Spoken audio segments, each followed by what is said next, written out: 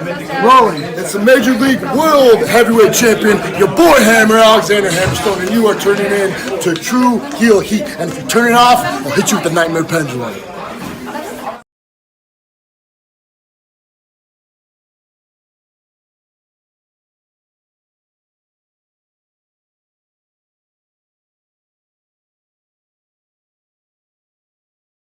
Oye, te habla tío Sabio Vega. This is Sabio Vega and you watching Tru Heel Heat a mi manera o pa' la calle.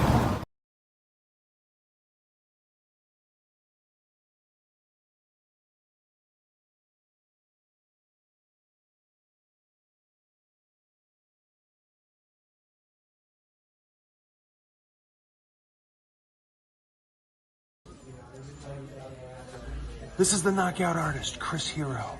And if you're looking for some true heel heat, you better listen to them boys.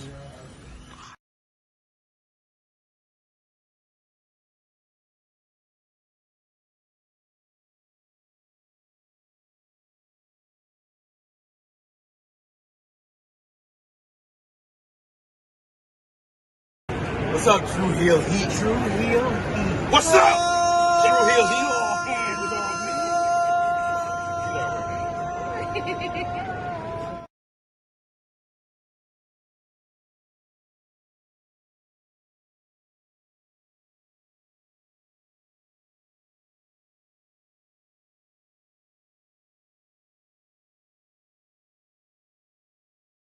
What's going on, everybody? This is your former AEW World Heavyweight Champion. Once a champion, always a champion. Swerve Strickland. Whose house? Swerve's house. You're watching Tru Heel Heat podcast.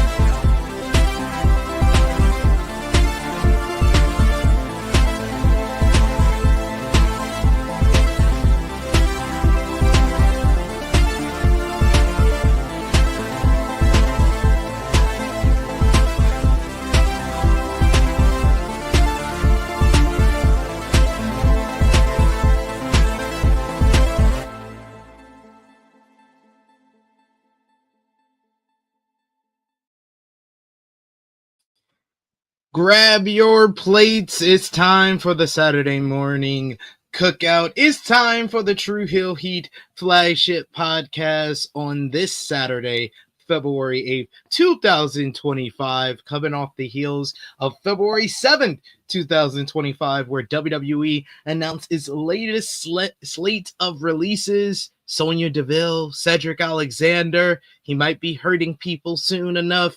The Authors of Pain, Paul Ellering, Blair Davenport, and more get their releases last night. The winter cleaning, as our producer put it before we went live here. We also got to discuss everything that came off the heels of WWE Royal Rumble 2025. It was Jey Uso the right choice to win the men's Royal Rumble match? Was Charlotte Flair the right choice for the women's Royal Rumble match? Will Charlotte Flair work with whatever character she was trying on Monday Night Raw? We're going to discuss all of that, plus a little bit from AEW coming off a great episode of Dynamite, but also the mess that is the promotion for AEW Grand Slam Australia next Saturday. There's a lot to discuss. It's the Tru Heel Heat flagship podcast. Let's hit the intro.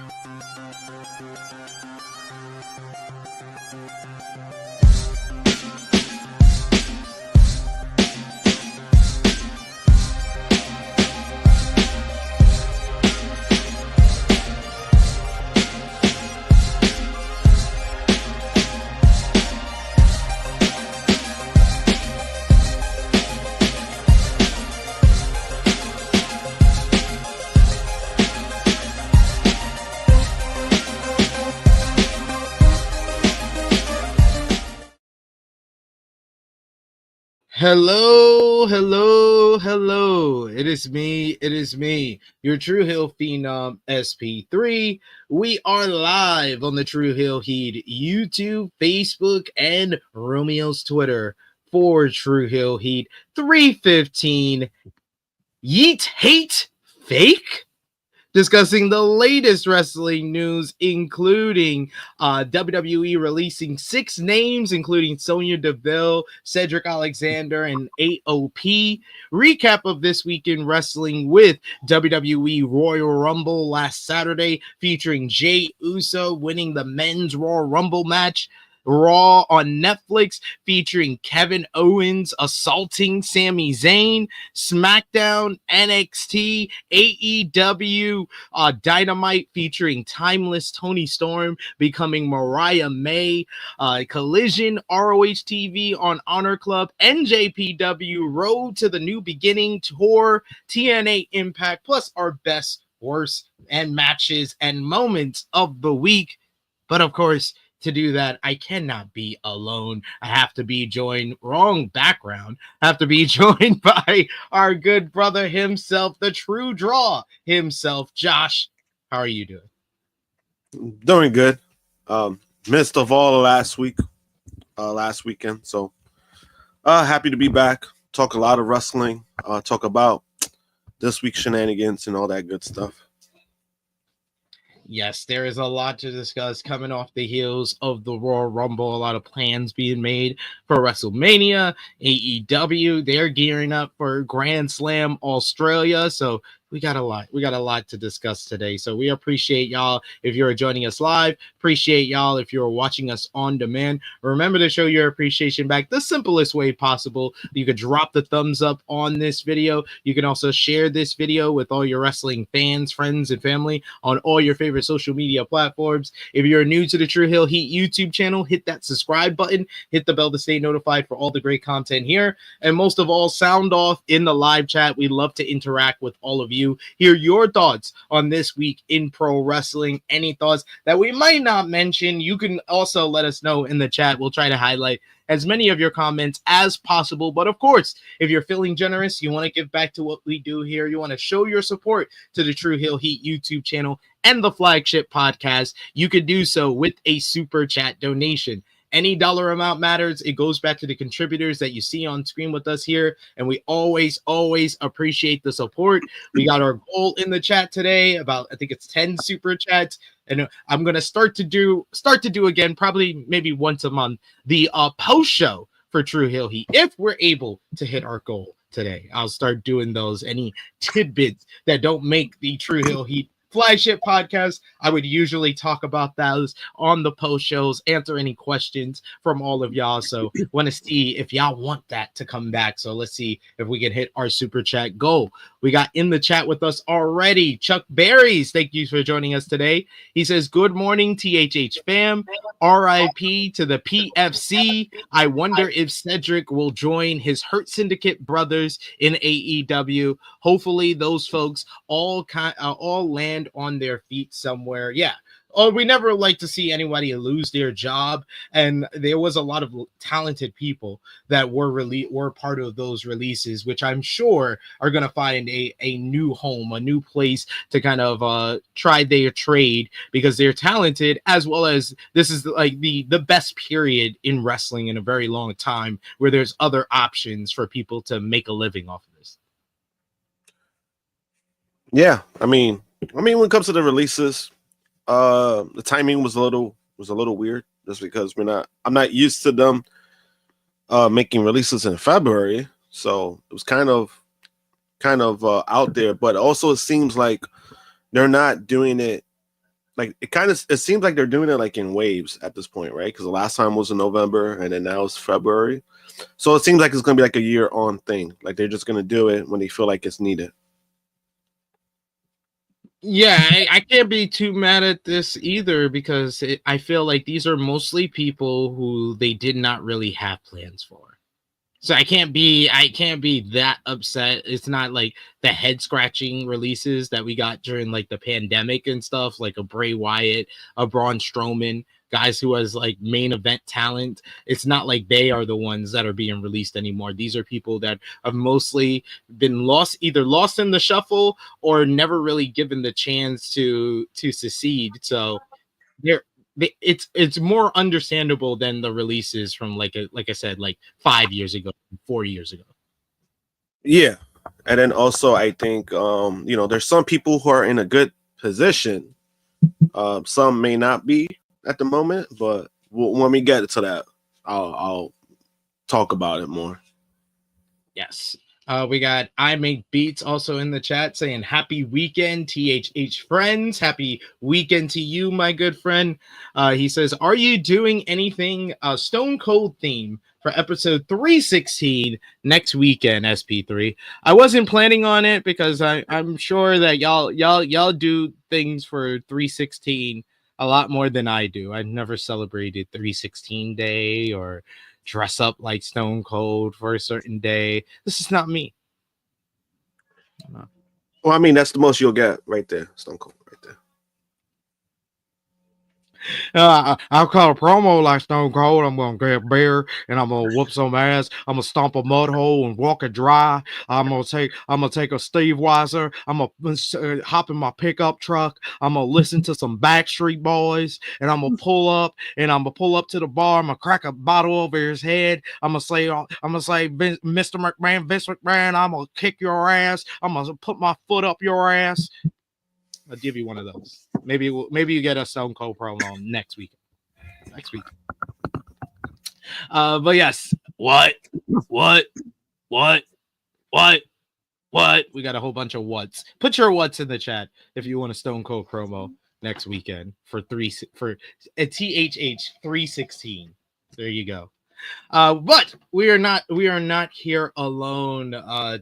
True Draw Josh, we are being joined this week for his annual visit to the flagship podcast. He's become more of a regular over on Rated Raw Review on Tuesdays than here on the show that he originated on, but it's all fine. At least you see him, and he is here, the resident Tru Heel alcoholic himself, Top Guy JJ. How are you doing? What up, fellas? What's going on? What's up, man? Tardiness had to handle some stuff quite early this morning, so it's like, all right, well, here we go. Early morning shenanigans, starting shit already. Can't have a day off without bullshit. No. People like us don't have days off. That's not how that works. Nah, not really. Not really. What's happening? What up, Josh? How are you feeling? You know, other than that, I can't complain. Other than that, I can't complain. Feeling pretty good. You know, Super Bowl weekend's here. You know, we had a crazy ass week last week that just passed. I could have completely done without yesterday, but you know, it's okay. You know? Yeah, understand. I've had a good week. I've had a really good week, guys. Had a really good week, especially after we were done with the podcast yesterday. I mean, last week's podcast, when we were done with that one, then I did a watch along for the Royal Rumble.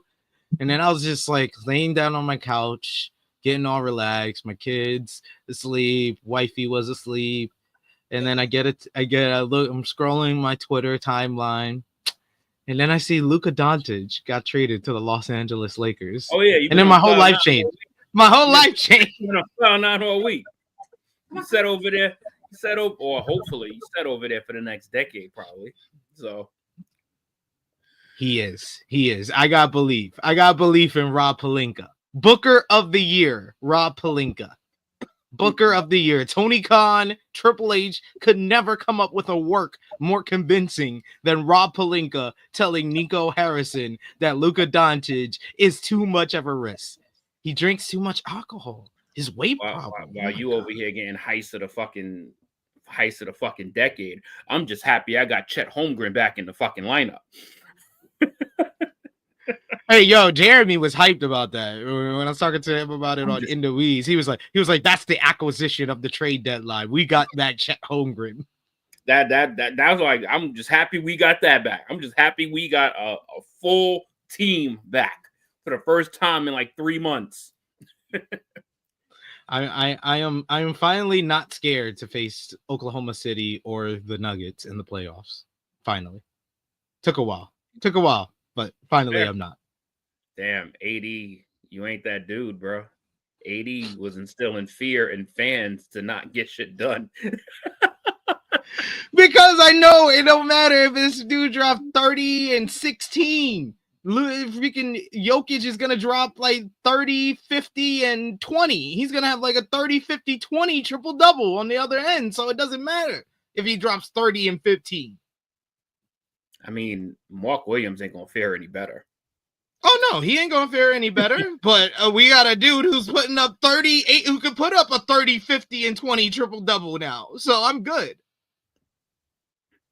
It's a wide open NBA this season. Because them Knicks is looking, they could be a problem too. So, just we beat them without AD or Luka. So I'm not convinced. It's a 2-horse race in the East. It's a 2-horse race in the East. The Knicks are 1 year away. They're 1 year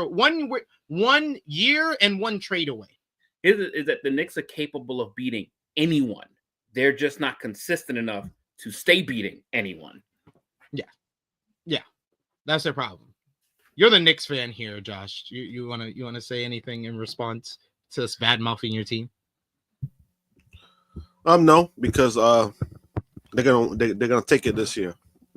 I'm gonna be like a typical New Yorker, just talking shit. I was like, you gotta at least sound convincing. At least Romeo tries to sound convincing. No, I mean, honestly, I'm just more happy that the Knicks are like successful.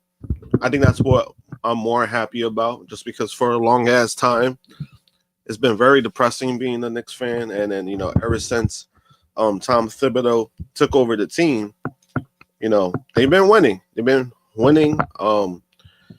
Well, once they get into the playoffs, that's where it matters. So, hopefully, last year, it was a bummer because the injuries happened at the worst fucking time. Yeah. Like OG got hurt at the worst time. Then Brunson broke his hand in the last game. And, so even if they would have beaten Indiana, you're gonna get swept by Boston anyway, because all your top players are gone. They're gone. So hopefully this year, they do something even more significant. I think getting the Cat trade was way bigger than I thought it would be, just because I know when they first got him, I questioned it because I was just like, oh, you think this is the guy that could really turn shit around? And, this year he's been having a great season, and it looks like a natural fit. Like him and Brunson work well together. So, I mean, it ended up working out great for the Knicks, not so much for the Timberwolves. I mean, the Knicks. No. I mean, and I spoke to a lot of Knicks fans too, and Knicks fans actually made a lot of sense of it for me at the time, because I felt like you at the time, is that this trade would have probably not have been so urgent if Mitchell Robinson was not going to potentially be out for so long. Yeah. So the Knicks had literally no bigs. So it was like the trade was like perfect timing, and nobody's counting Jericho Sims as a big. So and he got traded. Right. So them getting Cat, it was like, yeah, this actually does, because now he could go to the 5 and they could just sprinkle in the other positions. And clearly they knew what the fuck they were doing, because that man fit in there. It spread the floor First better. time all-star starter. That's big. That's big for him. Yeah. He was coming off there was always the question marks about him, but he's looked like a man possessed this season. So I'm happy for the Knicks. The Knicks are definitely the third best team in the Eastern Conference, but the reason why I don't believe in the Knicks is because I don't believe they're really a contender yet. They're just at the top of the second tier of the Eastern Conference. The first tier is solely occupied by the Cleveland Cavaliers, who just got better. Oh my God. DeAndre Hunter? The only thing they didn't have was a perimeter defender. And this guy's having a career year. That was a great pickup by them. For the team. Fucking Warriors is over here happy they got Jimmy Butler. Dude, that is a non-move. That is a non-move. And I was like, when I heard that, I was just like, not only that, they extended him for $120 million more, but I'm just like, this dude is on the decline. Like, exactly. He got older and worse on defense and more expensive. Exactly. Like Stephen A. Smith put it best. He was like, if Jimmy Butler got the trade to Phoenix and it's Jimmy Butler, Kevin Durant, and Devin Booker, that's a problem. That's a real threat in the Western Conference for the second half of the season. But if Jimmy Butler to the Warriors, that's like a little bit better than Andrew Wiggins. That's all that is. Yeah, and then also it's just because the Warriors are, they're at a point where they're like close to rebuild. Like, the guys are getting older, they're losing their pieces, and I think with the Warriors, they're just trying to stay upfloat, and it's just like, guys, at a certain point, you're gonna have to face reality. You're gonna have to go in rebuild mode, and I think they're trying so hard not to get to that point. So I think that's why they make the move. But I'm like, with Jimmy, not only he's on the decline, his shooting's gotten worse. Like his overall shooting has gotten worse. His attitude, I mean, you know what you're getting with his attitude. So I mean, the moment he's unhappy, it's downhill. Yeah, which is it's very likely he's gonna be unhappy in Golden State. Like very the extension killed me. Like, bro, he ain't even dribble a basketball yet over there. He got a 2-year extension. Like, what? Y'all know this man's gonna be damn near 39 at the end of this extension, right? Yeah, and it's crazy. It's crazy just because I knew what he said, you know what it is? It's one of those things where it's like you understand his message, but the way he's going about it is just completely wrong to the point that it's like, bro, it doesn't even matter what you're complaining about. You just look like a dumbass right now. And the Miami Heat looked better because they didn't do what he did. Yeah. But we're gonna see how that pans look out. This was the greatest trade deadline of all time. Yeah, I mean, it turned. I was like, yo, I don't know how the Lakers do this shit every decade, like on the clock. I don't know how they do this shit on clock, and it just sets the tone for the rest of the league to be like, hold on, we got to retool as well. Like, what the fuck is this? Like San Antonio, I love the move that San Antonio made with De'Aaron Fox. That was a really good one too. And then it's like, hold on, yo, we ain't good enough either. God, hold on. They got De'Aaron Fox, and they might not make the playoffs this year, which is fine. But Wemby year 3 with De'Aaron Fox and an they would be like a home court advantage threat, and they got to keep Castle. So yeah, they did not have to give up nearly as much as I thought they would for De'Aaron Fox. So good on the San Antonio Spurs. So yeah, next year. A lot of movement in the NBA, but we got a lot of comments in the chat. Remember, guys, you can comment in the chat. We'll try to highlight as many of your comments as possible. But of course, feeling generous, you want to give back to what we do here, you could send a super chat donation. We got Brandon James, who says Ricky Starks won the Defy World Championship. I also saw that Ricochet and Swerve Strickland got into a brawl at the Defy show, so a lot of good stuff. Ricochet made a surprise appearance and attacked Swerve on that show, so good stuff there. We also got here in the chat, we got our good friend Frantic World here. We got Power Driver Finisher in the chat here. What? We also got Alexa, who says Fightful has revealed that Isla Dawn has been released. That's one I have not seen. I didn't see that one. I don't know if any of y'all saw it, but I saw all the ones that were announced last night, but I didn't see Isla Dawn. And I'm scrolling my timeline here, which usually gives me notifications for Fightful. I'm not seeing it on their social media either. So I don't know if you got insider information. We'll probably see it during the show. Oh, no, I got it now. I just got it. They just posted it. Yep. There it is.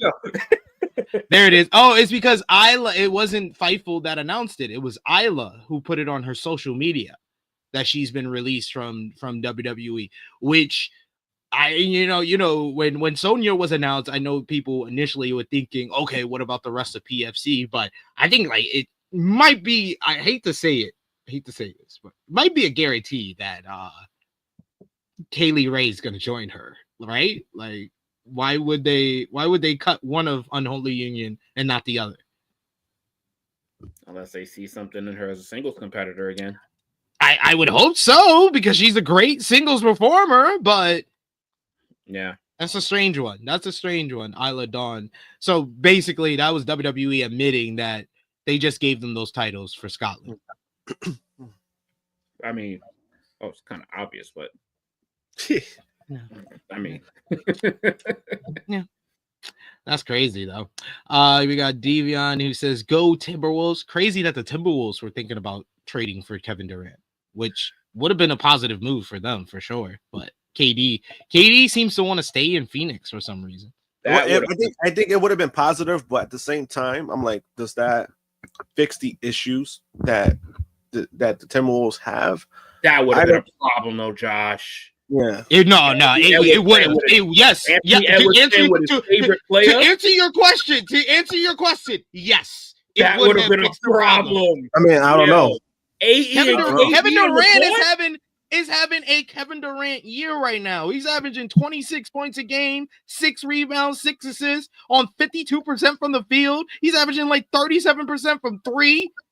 Yeah, I mean, put that with Anthony Edwards, who's averaging like 27, 8 and 6. That would have been a problem. Well, I mean, they would have moved up. They would have definitely. I'm just because, like, both of their styles are kind of similar, especially more so Anthony Edwards this year. He's taking a lot of threes. I think the most threes he's taken in his career. So that's why I'm like, would that have fixed the problem? Because their style is kind of similar. With these guys, they kind of need the ball to play, and that's kind of been the Timberwolves' problem has been like ball movement for most of the year. But KD doesn't need the ball. KD doesn't need the ball. He can play off the ball. KD is a very, very underrated passer. Yeah, so it's like, I don't know. I think, I mean, because with the Timberwolves, their problem is that sometimes when they find little success, they try to do the most and then kind of backfires. And I think that trade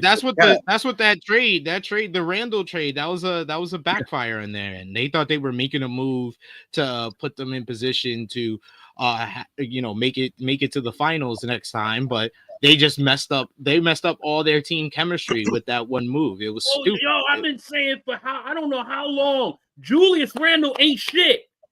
I'm sorry. Sorry. That was the best thing the Knicks ever did. And it's crazy. I didn't see the benefit for that for the Timberwolves. Like I was because you know what it is, because with Randall, right? He worked more with the Knicks, like what they were doing, like in their style. That's why he was having his career best numbers with the Knicks. Like he was having great numbers with the Knicks. Then when you go to the Timberwolves, I mean, the way that his style is kind of, I don't want to say gets exposed, but like you need an offense that needs to move around. It's not even like he's not that kind of player. He's just having a career bad year. Like he was like a solid 20-8 guy in New York, and now he's down to like 17, 18 points a game. Yeah, but also part of it is because of what his style like just doesn't work with what they're doing. Like it is a thing, but when it comes to that, like when I even heard the trade, right, I was questioning like is Cat really it's gonna fix the problem for New York? And then when the Timberwolves got Julius, I kind of questioned the same thing too, because I was just like, I don't think that it's gonna help the Timberwolves. I think it's gonna digress them, and Lord behold, it digressed the Timberwolves for the Knicks. It worked out. Yeah. So it was kind of like, it was just it was weird timing for them. Nobody was mad at Randall. People were just like emotionally hurt that they got rid of DiVincenzo. That was like an emotional thing there. But Randall, honestly, I don't think I heard anybody was like, damn, bro, we should have kept Randall. Nobody was hurt. Yeah, like a fan said that. I don't think one New York. It was more Dante. Yeah, it was more DiVincenzo, just because again, DiVincenzo himself had a career season. I think it was his best, season, right, in the NBA from what I understand. Like that was his best year. You know, they trade him, but the reason why they traded him was because his contract is movable. Like he's getting paid less money. That's why they did that. That's why they moved his contract. And then now he's having a bad season too, unfortunately. But I mean, Timberwolves gonna have to figure it out. Hopefully Alex Rodriguez does something in the offseason. Honestly, no one gives a shit. Yeah. Yeah, well, they have to now. They literally have to make a big move now to get them out of the position they put themselves. To be fair, Chase is like it's similar. It's similar to the Lakers. The Lakers, it took Rob Pelinka 4 years to recover from the Russell Westbrook trade. It took this Luka trade for him to recover from the Russell Westbrook trade, because the Russell Westbrook trade, honestly, not even the Russell Westbrook trade, the trades that he made after he won the championship, he ruined the core of the team. He ruined the role players. He traded away all the role players. We didn't have two bigs to go alongside Anthony Davis, and that's the reason why we didn't win the championship after that. On top of not having that quick turnaround, the best thing to me the Lakers did too. On the low was getting bum ass D'Lo back the fuck out of there. Yeah, getting his bum ass back up out of there with the greatest. It was basically Rob Pelinka needed a good trade deadline, which is the one in 2023 when we got D'Lo and all those guys, when we brought them in, and then we were like a 7 seed that made it to the conference finals. Then he needed a good off season, which was the off season before last season, where we made a whole bunch of moves to kind of reassure our team. And then we basically produced the same that we did the year prior. And then he needed one of the all-time greatest trades in NBA history. So he needed 3 things. So the Timberwolves, we might have to wait a while. The only thing I'm a little, and not even being a Lakers fan, like the only thing I was kind of like wishing I would have seen like kind of like flourish a little bit was Dalton Connect. Like I wish that he would have been able to like stay there longer, because I think now he's just gonna go under the fucking sea now. Like I just think that he's gonna put up good numbers for the Hornets, but nobody's gonna care. Nobody's gonna pay attention. I wanted to keep Westside Connect. If they were out of the young players that we had, out of the people outside of like Luka and LeBron after the Luka trade, I was like, keep Austin Reeves and keep Connect. You could trade everybody else. But Connect has to probably be an important part of the trade to make that happen. Yeah. To get a quality big man, a young guy like Mark Williams, who's putting up 15 and 9. That's what Luka wanted. Luka asked the front office. He was like, bring me an athletic big man. And that's what they had to get. So understand. Look at Luka making demands, not even fucking dressing up yet. Well, I mean, they're gonna have to at this point. They're gonna have to. We got a new GM in town. Hey, ain't a bad option. So yeah, we got a couple of super chat donations in the chat with us. Meet Normus joining us in the chat today. One of the Fightful faithful. Meet Normus, yo. Meet Normus. He says, good morning, y'all. Harley Cameron needs to win some gold this year. Not necessarily Mercedes in Australia, but at some point, because she's fine and talented. Oh my God. Harley Cameron, whenever she shows up on the screen, I just have the biggest smile on my face. Her on Collision, pulling out the Mercedes Muppet, and then the Muppet on Dynamite. Like, I was like, after that segment on Dynamite, I said it on AE Ramble this week, but Jimmy Macaram immediately messaged me. He was like, I don't know what we have to do, but we need Harley to be part of Mercedes act. She's never been this entertaining. And I agree. So add the stipulation that if Harley loses at Grand Slam, she becomes Mercedes' personal assistant. Yeah. Oh, did you see what she's been doing on social media? That's just been funny. She's been like photoshopping Mercedes' dog, like attacking the Muppet. We also We also got here another super chat donation from Vala B. Thank you so much, Vala B, for the support. He says releases suck, but everyone, even AOP, will land on their feet. I single out AOP because they tried to run a scam event in the UK before they were rehired. Yes, and they had a bunch of heat on them as well. That's Yeah, what the because report.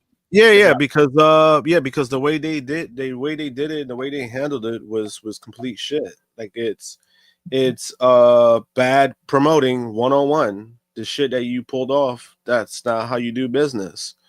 And I don't think besides their reputation has never really recovered.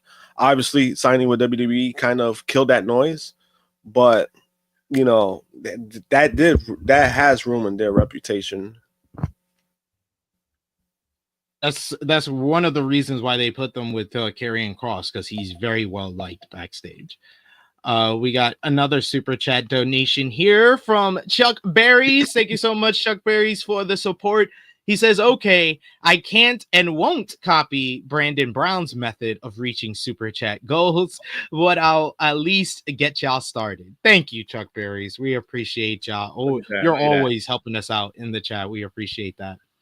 We also got 10 Russo with a super chat donation. I'm seeing a lot of the Fightful names in the chat. I like this. I see y'all showing y'all support. Appreciate y'all. We got 10 Russo who says need a physical New Ho King stage at Super Bowl halftime. I'm with it. This has been a horrible 2-week span for Drake. Another horrible 2 weeks. I mean, I think it's been a horrible almost close to a year. It's been a horrible 8-9 months. All this started in the end of April last year. And then he's made it worse. When an entire crowd at a motherfucking Grammys sing along with a fucking track.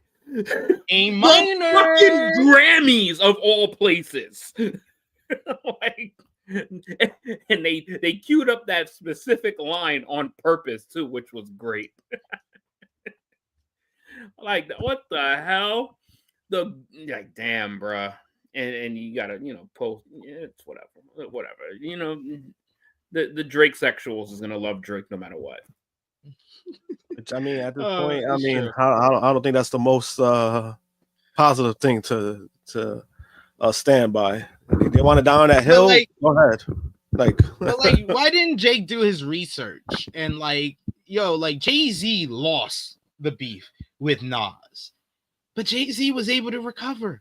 You know why? He just made music. He made music, and people forgot that he got ethered. Also, what Drake does is he loses and files lawsuits and sues content creators. But that's the thing, though. He didn't. But that's the thing, though. When he lost to Pusha T, that's what he continued. He made music. He kind of revamped himself, and then he went on the whole Lover Boy kind of thing. And that was basically, he kind of rebranded, but he was making music. This time around, he doesn't really have anything to rebrand. Realistically, he's 37 years old, making the same type of music. There's nothing he could fall back on. And then for him to go this angle of filing a law, he put in a complaint, right? It was kind of a petition of a possible lawsuit, but then he pulled that back, and then he filed a lawsuit. And I'm just bro, this is the worst. When it comes to beef, we had the worst. We had the best diss track of all time because of all the Grammys that alone won. But then the way that it's taken off, it's uncomparable. But then we also have the worst L within that beef. All in one. And you know what's crazy is that even though my boy Eminem absolutely murdered Ja Rule's career, Ja Rule still stood on his sword. He still stood on his shit. To be fair though, Ja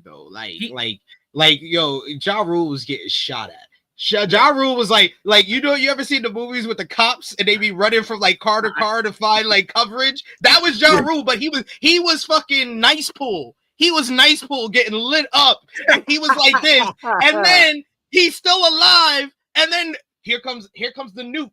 aka Eminem. Here comes the nuke, and now he's completely disintegrated. But yeah, I will say, Ja Rule was like, he was still trying to make comebacks. He still It didn't tried. Work. He this nigga didn't just start fucking suing people. He should have. I mean, he could have. He could have. After what happened to him, he could have. But this he should have. But Drake, bro, nah, dude. Yeah, he didn't lose. He got fucking decimated. He didn't lose. He ain't lose. That nigga lost by 50. It's not even like Josh said, the greatest diss track of all time. He had like 3 of the top 5 best diss tracks of all time in one back and forth sesh. Yo, because Euphoria is up there as well.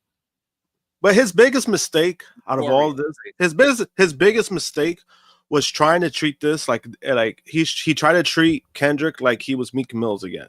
That was his biggest downfall, because the fact that he was trying to pull into the trolling, he was trying to lean into all that stuff, and then you fucking provoked the guy by making 2 diss tracks before he even came out with one. I mean, it's just. I mean, you going after Kendrick Lamar, bro? Like, even I knew that was a bad idea. Yeah, and you're not that type of lyrical rapper to do that, man. And you don't need it just didn't. And obviously, you just woke up a fucking beast. Yeah, like for me, like for me, Drake. Yeah, like for me, like Drake is like more like on the entertainment kind of rap. Like he's like Rick Ross, like he's like those kind of guys where it's just like they make music for like clubs and like to be, to be on the charts. But I'm like, you're not a battle rapper, bro. Like you don't do this. So I'm like, you chose the wrong person. It's like, I mean, he did it twice. You did it to Pusha T, and then that kind of flamed out because people got involved. People said, hey, and they both backed off because of that. But this time around, like Kendrick was not like he put his fucking foot on his neck and didn't let up. And that was his downfall. Yo, when that nigga made that fucking Long Delilah song, I was fucking done, bro. I was like, this nigga is cooked. He's cooked. He's done. He's doing different genre.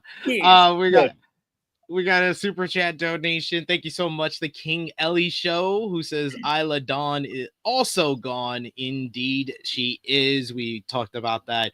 We saw the news just a couple of minutes ago here on the show.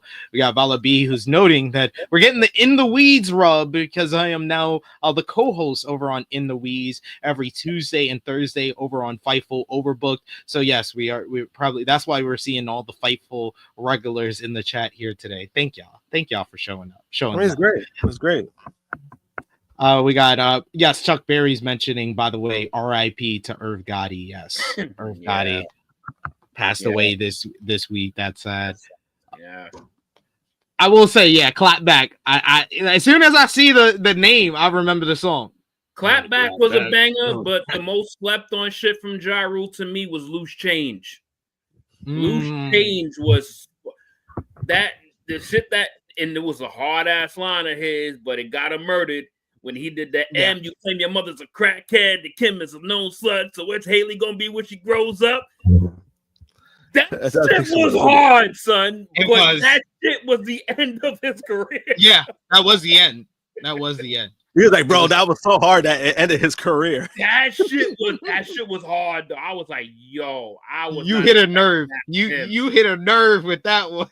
Yeah, and it's funny, right? Because I want to bring up like a story, right? So I remember like years ago when I used to work at a parking lot, but basically with the same company I work with now. Like within the company, I got basically moved, but there was somebody came into the parking lot, right? He parked his car, right? He asked for prices, and he was like overly like nice, and it kind of felt weird to me. And I was like, who the fuck is this guy, right? And I was just like, yo, like he's overly like energetic and kind of like, all right, like he's kind of weird.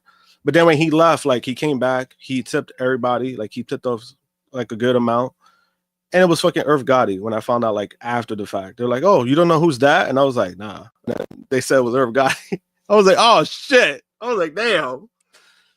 Like, yeah. So Had the opportunity right in your fingertips.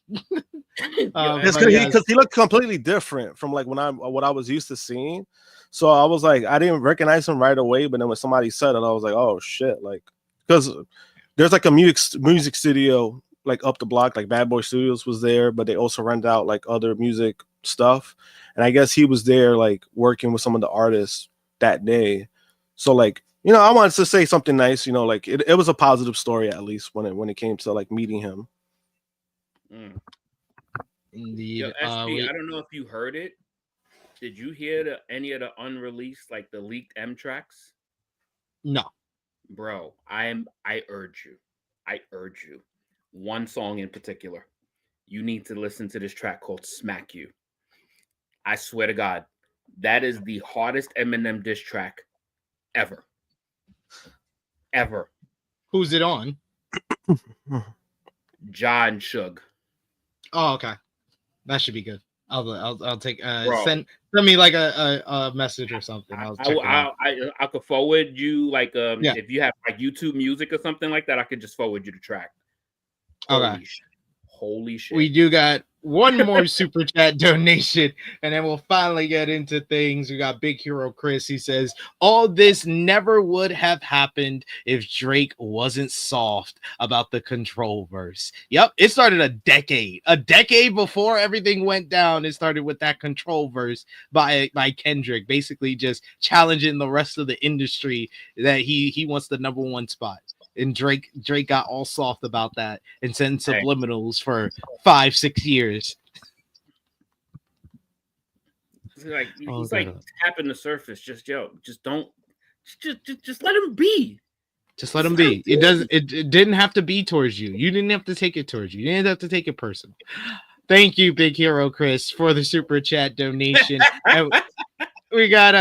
We gotta call out everyone who's supporting us on social media and everywhere else. Our Tru Heel roll call, our top 3 conversation starters on our Tru Heels group page, our Tru Heel Trinity, Jermaine Packman, Vegas Bad Boys of Podcasting, and Stewie John Palmer. Our Patreon backers, Vala B, who's in the chat, Alan Weinstein, Negro Buck, Nick Jackson, Alex McCarthy, Professor Chris, Trey, Robert, Steve, Ladarius, Dan, Kobe, Dolores, John Martin, DJ Eric, James, Alan, and Santo. Thank you so much for supporting us over at patreon.com/Tru Heel Heat. $3 a month gets you exclusive content. The best way to support us when we are not live here. But we got to get into what we miss, and we're gonna start off. This is a wrestling podcast, by the way. spent nearly an hour talking about hip hop and everything else. Sports, hip hop and basketball. You got that portion of the body. I've literally done this all week of talking about basketball on wrestling podcasts. That's been the theme of my week. What's so cool about the community is that once you get a bunch of people together, you can just hit some relatable shit, and then everybody just starts firing away, and then we can get trust me. We're gonna probably do that again when Krssi shows up because we gotta talk about traders this week. So yeah, don't worry, we'll have more of that. But you got last Saturday was WWE Royal Rumble. The show featured the fantastic men's Royal Rumble match that featured a bunch of compelling elements to it, whether it be Hendry making his WWE main roster debut, ISHO Speed getting speared out of his soul by Braun Breaker, CM Punk, John Cena, Roman Reigns going face to face, a big showdown between Seth Rollins and Roman Reigns, the former Shield members. They clashed, and it led into probably the best part of the entire Royal Rumble matchup, which had CM Punk eliminating both Seth and Roman as they were going at it. However, Logan Paul then eliminated Punk, which led to Rollins delivering a brutal, probably the most vicious curb stomp ever to Roman Reigns before getting into a brawl with Punk, and then a second stomp to Roman on the steel steps. This all led into the final 3, Cena eliminating Logan Paul, leading to Cena and Jey Uso going out, and in possibly, and probably not even an argument, not even a debate to me, the most shocking Royal Rumble victory of all time. Jey Uso wins the 2025 Men's Royal Rumble, eliminating John Cena. He punches his ticket to WrestleMania 41 in a one of the most surprising results ever in WWE in a very long time, especially. Meanwhile, you had the Women's Royal Rumble match, which featured Alexa Bliss making her comeback to the ring after 2 years away. Nikki Bella returned at number 30 in the Rumble. NXT was represented in a huge way, including Roxanne Perez setting the record for the longest duration in the Women's Royal Rumble match. But it all led to number 27, Charlotte Flair, making her return after over a year away to win the Women's Royal Rumble matchup. And also, you had DIY. They retained the WWE Tag Team Championships in a good 2 out of 3 falls matchup against the Motor City Machine Guns, thanks in large part to the interference of the returning Street Profits.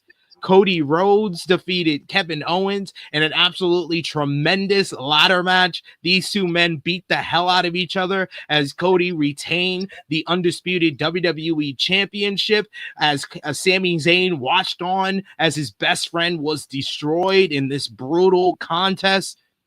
What did you think? We and Josh were on the review last Sunday. We'll go to you, Top Guy JJ. What did you think? Overall thoughts on WWE Royal Rumble 2025? This, to me, this was a fantastic show. Like, just a great way for WWE to kick off their PLEs in 2025. Like, it was really, really good. Like, there wasn't a bad match on the entire show, which is something to me that I appreciate. There was only 4 of them, but they were all good, and the timing of them wasn't really like, oh my God, this feels too long. None of them really felt like they just dragged out too long. They all had something cooking to something later, which was really good, which I enjoyed too. Like, even the 2 out of 3 falls match was pretty solid, and I'm just praying that the Street Profits can just reinvigorate this tag division to places that it needs to be, because it needs an injection. That we talked about this even on the Rated Raw review. That, goddamn it, I just wish the New Day was on a part of SmackDown. But the Women's Royal Rumble was cool. Like, it was fun. Like, it was good. Like, that fucking crazy 9-person like elimination that Nia Jax had was pretty awesome. Fucking seeing Jordan Grace doing that fucking fireman slam to fucking Piper, like, that shit was ridiculous, bro.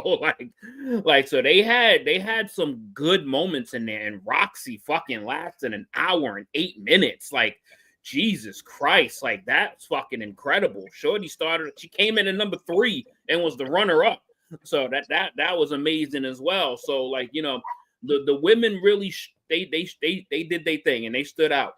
Obviously, I'm not gonna go into another fucking rant like how I did on Tuesday about Charlotte fucking Flair.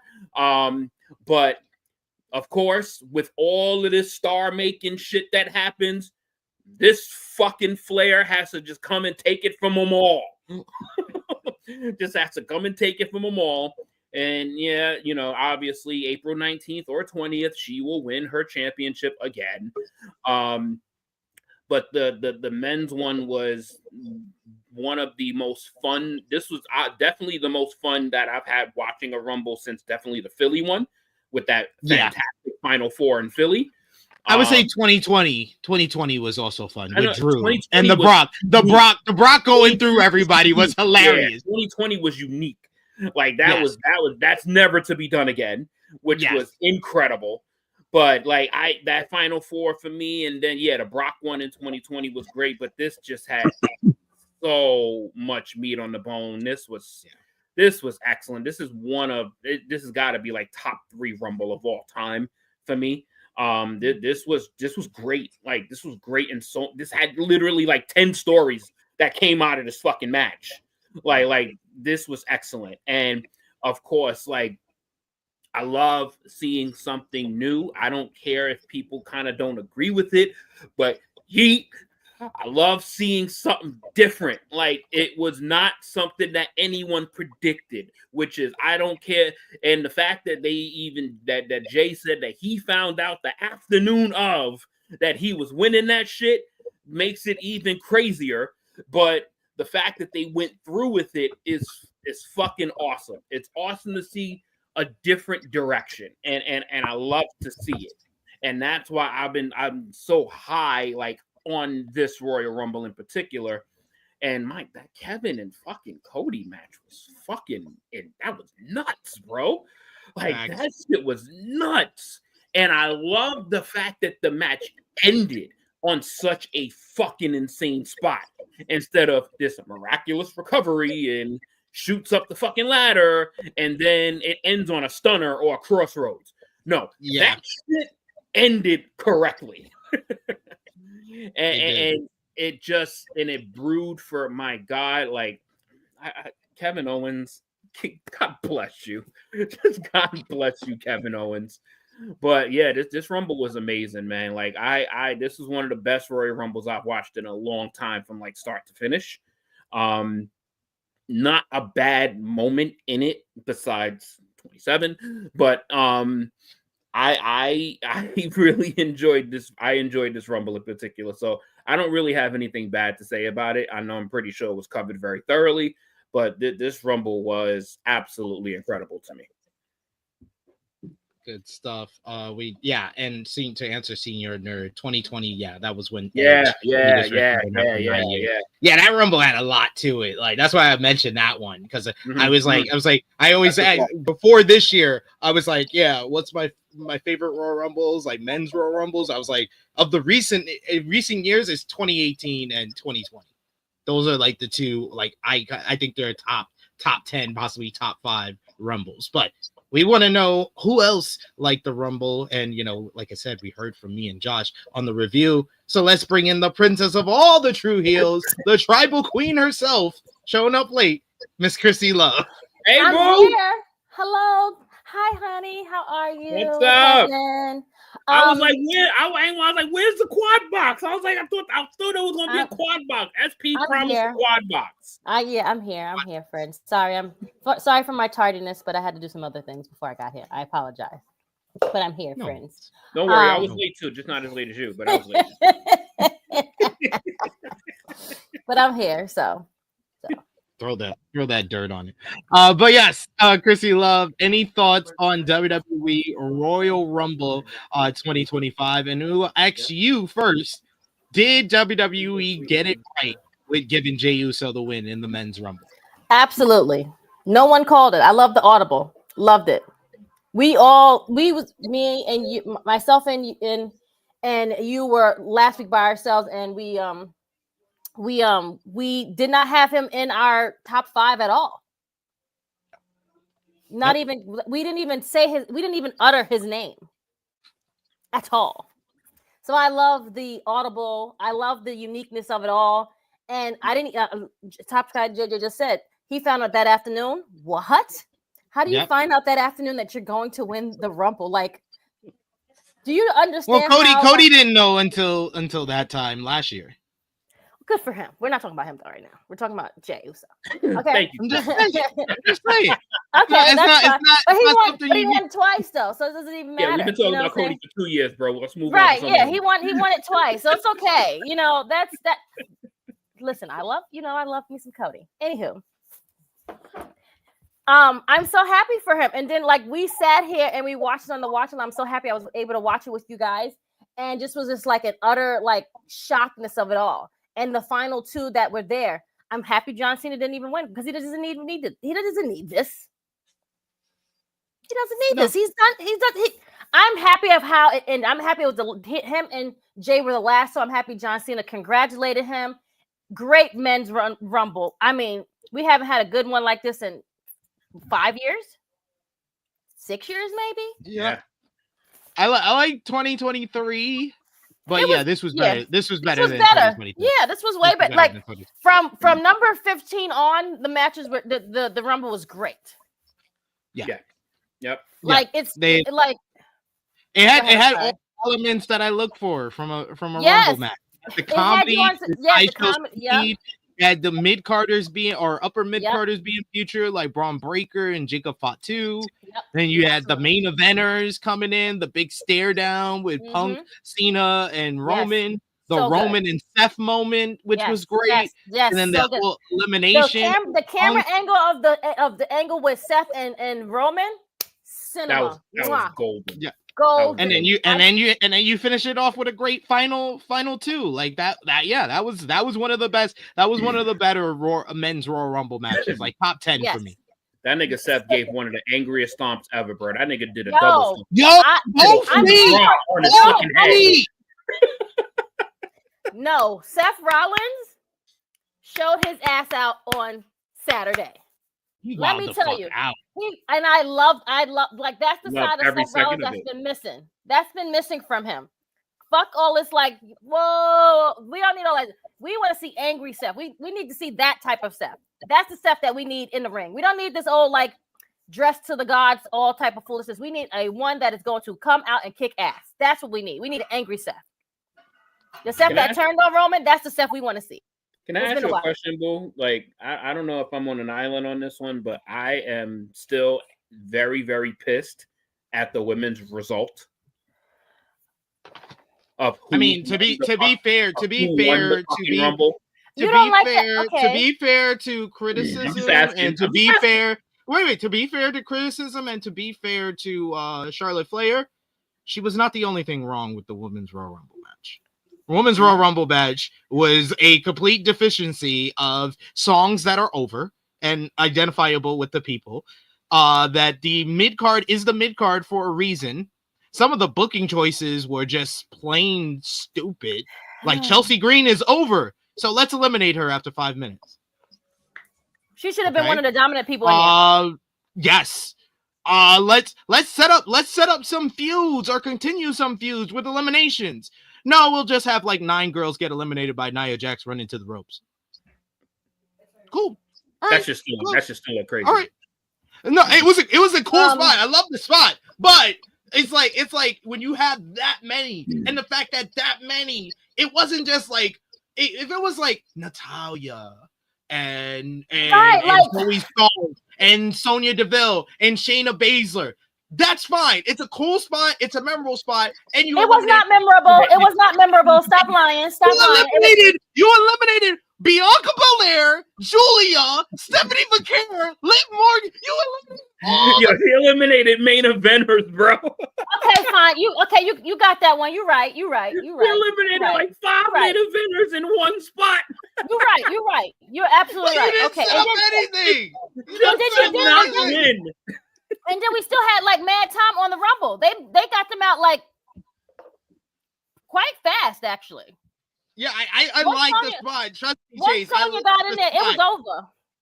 But like this could have easily been anyone else besides the people that were eliminated in that. Yeah. Shout out to the NXT girls that did amazing. I love the spots that they did, but they could have had more shine. I mean, Rox was to the end. Good for her. But let's be real. Yeah, right. Let's be real. This was Rey Mysterio setting the record for longest duration in a Royal Rumble match. And for those of y'all who are not able to understand that reference, Rey Mysterio in 2006 set the record for the longest duration in a men's Royal Rumble match. He was like asleep on the apron for like 30 minutes of it. Of course. Like Roxanne, there was moments in the match I forgot Roxanne was in there. You're right. You're absolutely right. They could have definitely executed. I was not happy with how they executed the women. I'm sorry. And they opened up the show too. So it started off very like a lot of people didn't know the Pete ladies' music. They felt. I think they failed the women tremendously. I'm so sorry. And you know how I advocate for the women. I don't care. You can sugarcoat it how you want to. You can say that the women were great. They were very subpar for me. Like we were saying, but literally, Christopher, you're naming the exception to the rule. That's the only thing that was continued in the Rumble was Roxanne eliminating Julia. Right. Bayley was eliminated by Nikki Bella. Belly's involved in that feud with Roxanne and Julia. Right. She could have easily been eliminated by Roxanne. That's the main feud. It's Roxanne and Bayley. That's the way that most people think Roxanne's going to go to the main roster. Did she eliminate Bayley? No. Yeah, they don't usually have a lot of continued stories in. They're so invested in men's stories that they forget about the women all the time. Every time. So I'm used to like storyless women's Royal Rumble. Not storyless, damn. So it's not like it's like, oh shit, like they dropped the ball. They dropped the ball like 7 times already with stories. It's all about the surprises for the women's Royal Rumble. Yeah, it's not about any stories being developed. You know, they'll eventually get it right. The only surprise that was really good was the NXT girls. Other than that, the other people really didn't. Nikki Bella? What? Oh, you're the only one that really liked Nikki Bella. Please, you're the only person that was excited to see her. You were the only one. It's okay. Bella. It's okay. And Alexa Bliss got the biggest. Nah, Alexa Bliss. No, Alexa Bliss was great. No, Alexa Bliss got the biggest pop. I was so happy for her. She deserves that, and we called that too. We was like, we wasn't sure if she was going to be in here. So you know, it is what it is. Jordan Grace got a good pop too. Jordan Grace got a great. No, yes, Jordan Grace looked amazing. She looked. The people that deserves pops got the pops that they were supposed to get. I'm sorry, one of my favorite spots of that whole match was I got the fucking Jordan Grace and Piper Nevin shit like that. Yes. Like and they had moments. They weren't both Naomi, great, but they had moments. They had moments. They had memorable shit. Like. I don't remember. It wasn't a bad women's. That's what I said. I don't remember much shit from any of the other Rumbles, besides maybe the winner. I do from 2020 from 2021 from 2021. I remember Bianca and Rhea. They had the best final 2 for the women's. Josh, do you remember anything from the 2022 Women's Royal Rumble? No. Sounds just like the rest of the normal people. This nigga SP will tell you what happened in the 2019 Women's Royal Rumble, spot by spot. Well, that's Finley. That's Finley putting in Becky Lynch because she's Irish. Santo with a at his job. He's amazing at his job. But I want to hear. He was terrible. He was terrible at his job that night. He was terrible. I remember that. That was terrible. With Finley? Yeah. Finley. That was terrible. Finley was showed out too. Yeah, Lash Legend showed out too. Yeah. Like, when they had these moments, bro, like the booking eventually will get there. Like, come on. No, it won't. No. We can't say that. There's no guarantee about that. It could be 2035, and it'd be like, they got it right. Santel says, morning fam, hope your weekend started off good. I had a fun time watching SmackDown. I am so glad Mello didn't job out to Tozawa. I was afraid he was gonna job out. No, I'm happy I gave Tozawa a couple of minutes. I mean, I'm glad it's only one-sided though, but you know, it's okay. I'm glad you enjoyed the show, Santo. Unfortunately, I don't think I've seen a good 3-hour SmackDown yet. That was one good part. I was like, other than that, most of the show I didn't even really pay attention to. The best part of SmackDown last night was Jacob Fatu calling Jey Uso big cousin. If anyone from the family is going to take the WWE Championship, it's so as hell in your ass. Oh my God. I just want to hear Jacob Fatu cut promos all show. And I would like to see Kevin Owens cut promos in cars very often too.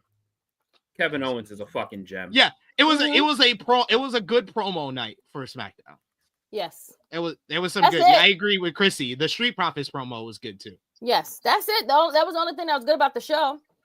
The girls, were, like, go ahead, Angelo. That was the best. That was your best work. Fucking talking. Even Montez got hyped. Got hyped at that promo from Angelo. This is the dog y'all wanted to come out, right? Yep. But that's what we've been trying to see from these niggas, and because people was holding them back. Oh, be nice, cookie cutters, be clean, blah blah blah blah. No. We want the Street Profits. We got another super chat donation here. Thank you so much. Vala B. He says, I like Jey winning the Rumble. They have a plan, but can we at least acknowledge the doubts people have on him without treating them like the devil?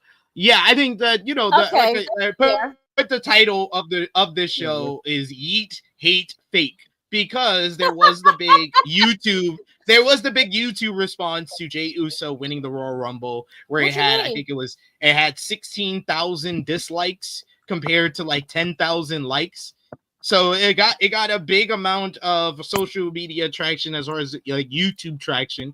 And I know most people are like, oh, who cares? The fans were saying yeet the whole time. The reason that people should care and why we should care with WWE is because WWE literally changed the plans for WrestleMania last year because of this. Mm-hmm. Because of the response on YouTube to The Rock getting Cody's spot at WrestleMania, and the record number of dislikes on that video led to the whole hashtag We Want Cody movement on social media, which led to WWE changing their mind and going with Cody and Roman. So that is why people will make this a bigger deal than maybe you would think about this whole thing. And I do think that, yes, there is some valid criticisms and valid doubts about Jey Uso winning the Royal Rumble. This is a guy who had objectively the worst match last year at WrestleMania. This is a guy who is primarily, and I brought that up on the review.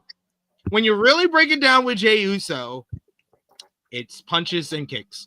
And I brought it up in the it's punches and kicks, so fans can say yeet to. It's punches and kicks. It's 5 moves of doom. It's the hip attack.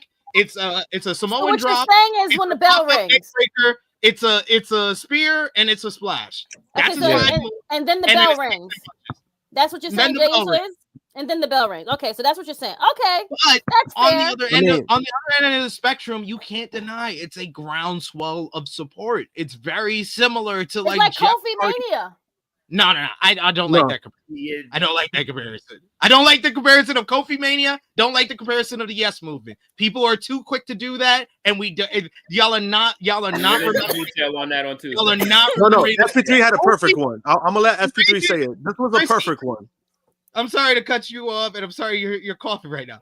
But the reason I cut you off is because Kofi Mania came out of nowhere. It wasn't months and months of Kofi being the most over guy like it's been with Jey Uso. It's not like that. And with Bryan Danielson was objectively the best wrestler.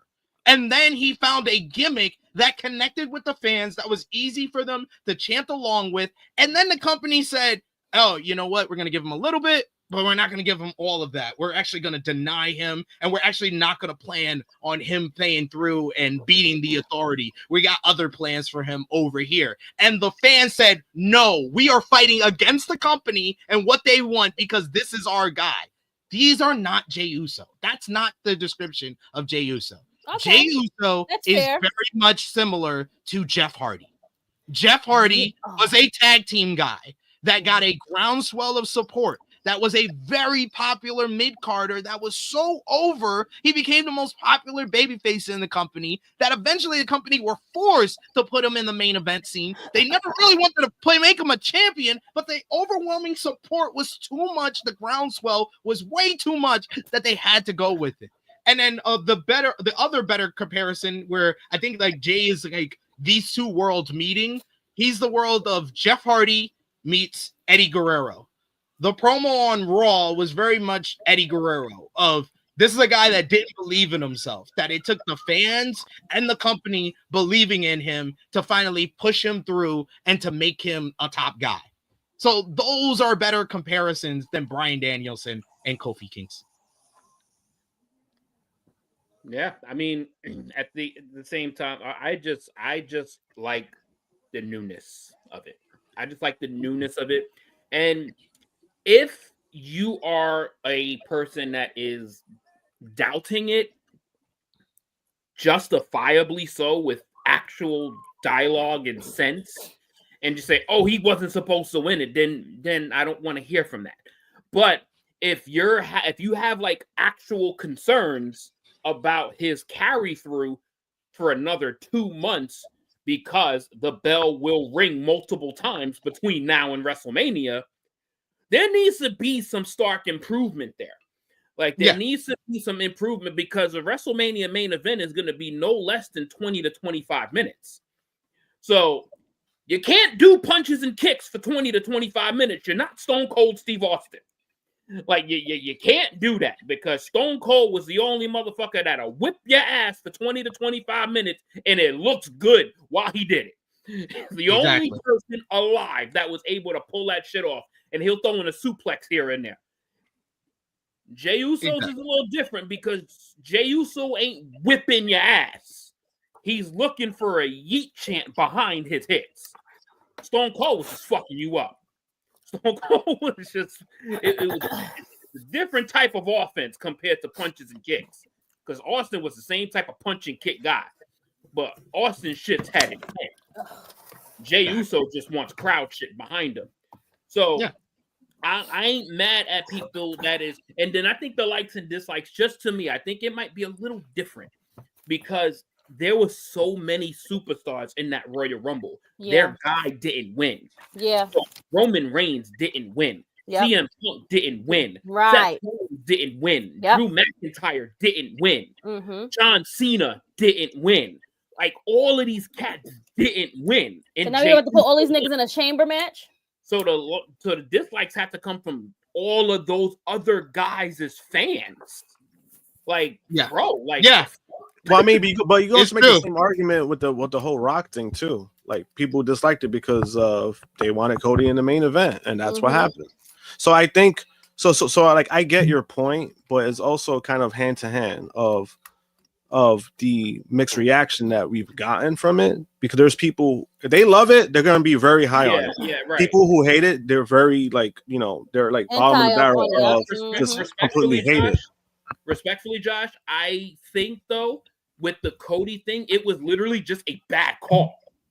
Not saying it was a bad call, but I'm saying, like, in comparison, like, that's where the dislikes. What do you mean? Is it bad call? He didn't win the first time?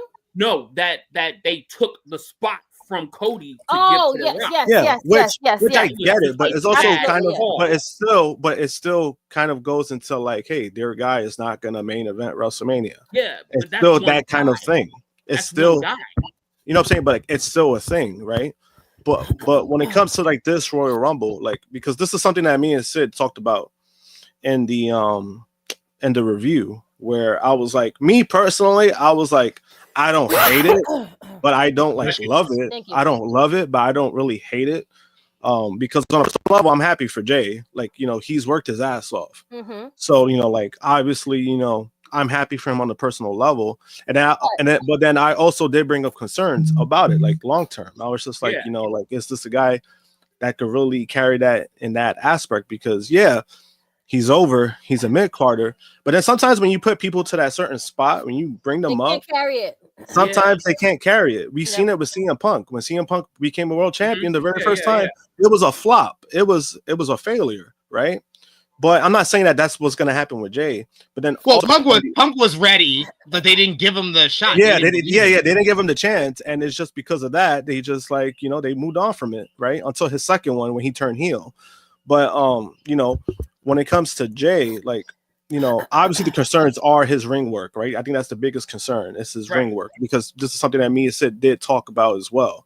And then also, the whole aspect of it is that if he's facing Gunther, I'm like, you're basically feeding Gunther to Jey, like, and this guy, and this man, his title reign hasn't been great. Like, you know, he's had some moments, but it hasn't been great.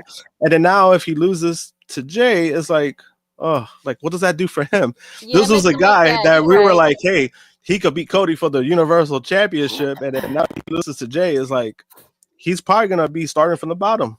And, you know, those things, honestly, you know, that's where we're at. We're at after this reign where I'm not hopeful. I'm not that as hopeful as I was for Gunther after this title reign.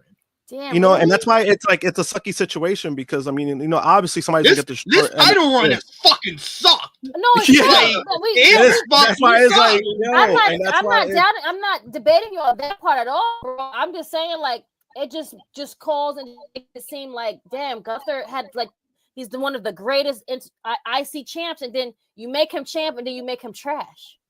That's terrible. Like that makes your reign and your legacy like terrible. And I think that's why it's a bad. Layers to that than the Gunther reign. To me, I think there's more layers to that. Like I think Gunther has a part of that shit too. To me, but that's just my opinion. But I think I'm just saying. I think it's more booking. I think it's more booking than like honestly, Gunther was doing very well. Like he had Gunther can't help with how they book segments.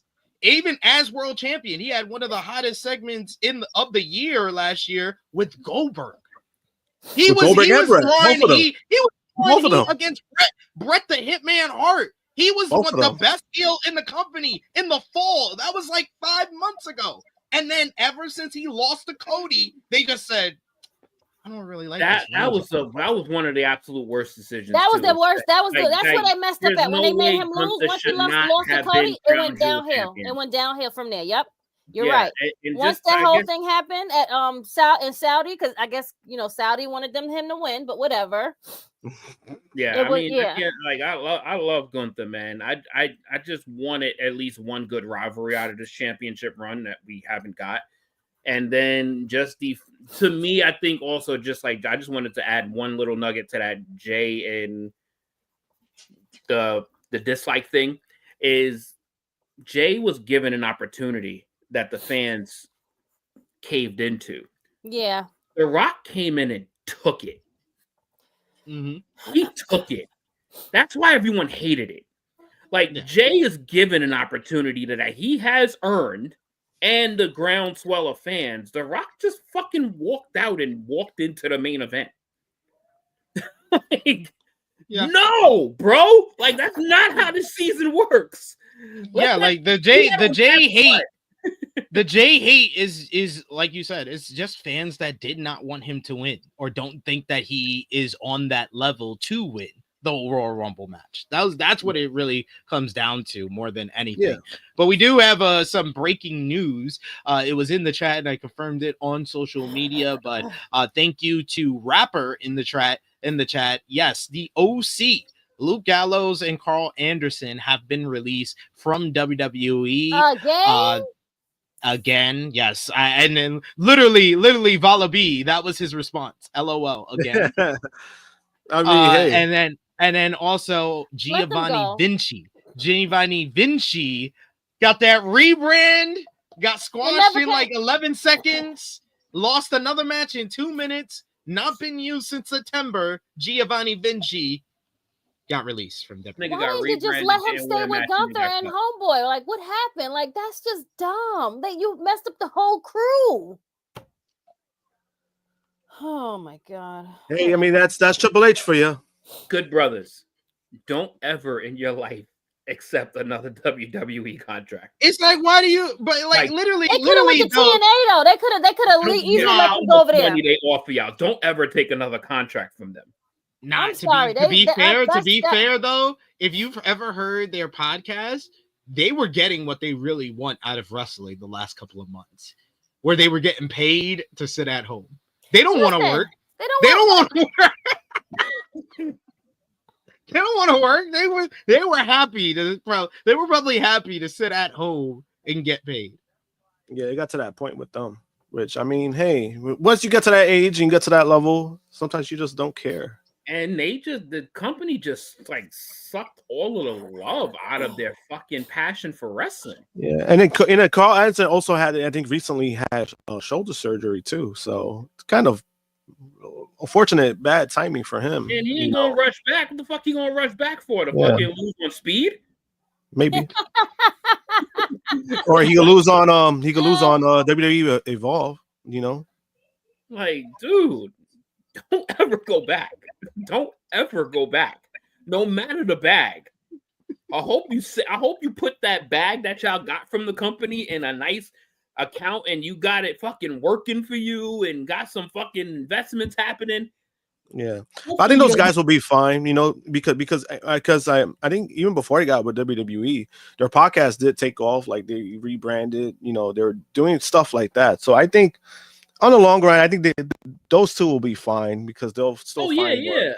They'll go, they'll probably do things with New Japan, probably, even do things with AEW again. You know, because I don't think there was bad blood there. So I think they're fine regardless. They will be fine. Just don't yeah, waste your time. WWE. Yeah, exactly. No, I know what you mean because it's just it. You know, it's like, bro, you went back because you thought it was gonna be better, and then it was like probably worse. It was probably worse than the first time. We don't live forever, bro. You don't go back a third time and waste more years. Yep. No, not how that works. We do have another super chat donation here from Chuck Berries. Thank you so much, Chuck Berries, for the support. He says, who would have thought that Royal Rumble would be the final match for Sonya Deville, which I think is the best segue for our big topic, which to be honest, I forgot she was in the Rumble. So I mean, it's good that Krssi missed like a lot of the open. Yeah, she missed everything. So like it was said, this morning they added some names to the list of Isla Dawn, the OC, and Giovanni Vinci. But last night we got the first batch of the latest round of WWE releases. WWE has announced that they have released Hall of Famer Paul Ellering, according to a new report. PW Insider reports that. Why are we laughing? What are we doing, bro?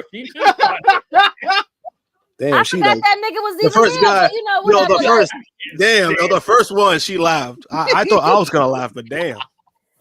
Okay, okay. All right, I'll speak after you talk. Go ahead. I'm sorry. PW Insider reports that Ellering, who was part of the Final Testament faction, was released on Friday. No other details have been made known about the release at this time. Ellering was, of course, associated with the Authors of Pain back during their original run in NXT, but was split from the group when they came to the main roster. He returned to WWE TV along with AOP as part of the Final Testament at the end of 2023. He also had Cedric Alexander announced his exit from WWE. Alexander posted to his Twitter account on Friday evening, noting he's leaving the company after 8.5 years. Thank you for the last 8.5 years, he said. Being a professional wrestler has been a dream of mine since I could form memories, and I will continue to do so till the good Lord says otherwise. # see you in 90. WWE is not renewing the contract of Sonya Deville as well. And they have also announced the release of the Authors of Pain.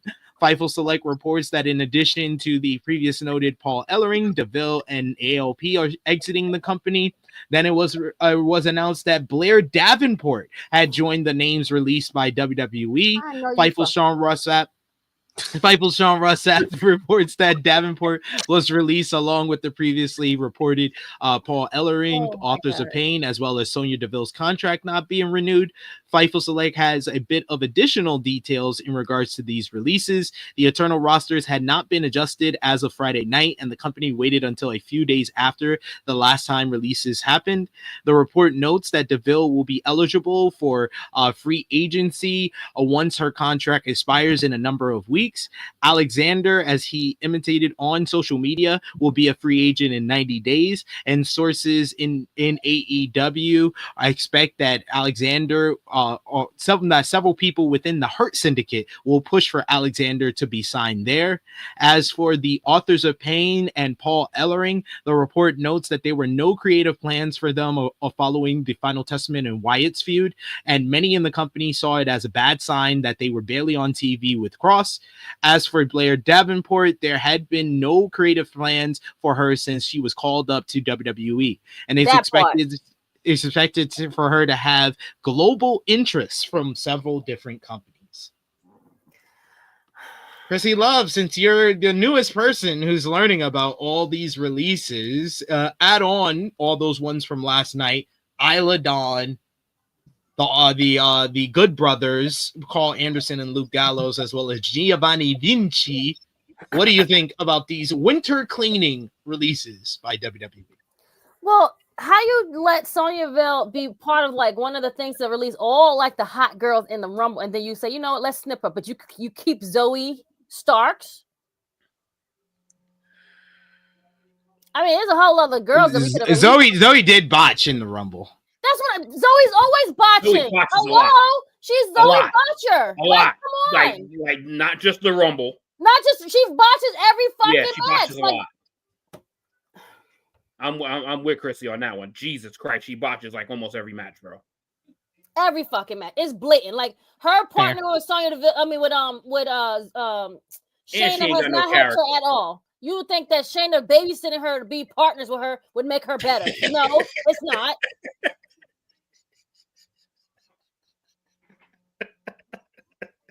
Tell me where I'm saying a lot.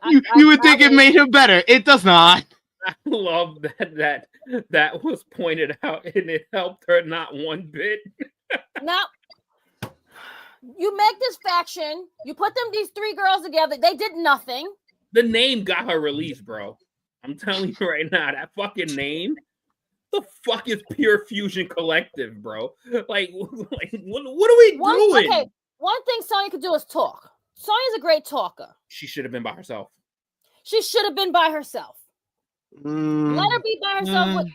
I don't know about that one. I want to use her anyway, but I'm still just saying. I don't know about her. I don't think Zoe Stark's a good talker. No, not Zoe. I said Sonya. Sonya should have been by herself. Same. Oh, okay. Sonya, Zoe. I think she is good talker. That she could have stood on her own. She could have been her own character as the GM and cheated to get a better asset as like a talker or manager. I don't think. Correct. I don't think the ring stuff would have done her favors because it hasn't to this point. She could have been a personality, a manager. She could have been a vital piece still somewhere. If they're going to find a way to put motherfucking Shayna Baszler and Zoe Stark on TV weekly, all the shit that she's done this means nothing because it's out the fucking door because you let her go. I mean, it's like that for WWE. I think there could have been other girls that you could have let go before her. Just saying. Yeah, there probably is. I would have let Zoe go before her. I'm sorry. MCAT says all these cuts so they can pay for all these other people that's about to come in. That makes sense. Like Phoenix, Starks, Black, Miro, Wardlow. They got a bunch of WWE signings they gotta make.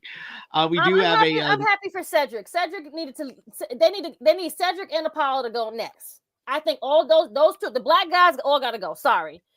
You clean out all the black people, clean them out. Oh my God! Yeah, what are we doing?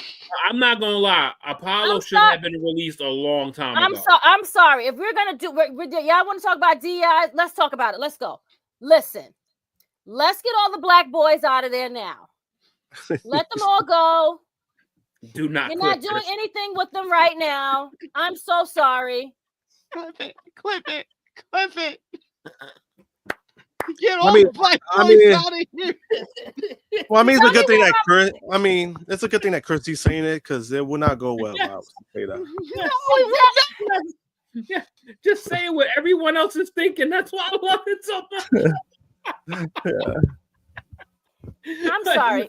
I say the wrong shit, then I get in trouble. The Street Profits gotta be the only niggas that survive. Oh no, we're not saying that you're saying the wrong thing. We're not saying you're saying the wrong thing. Wrong at all. That's what I'm saying. You're saying what everyone else is thinking.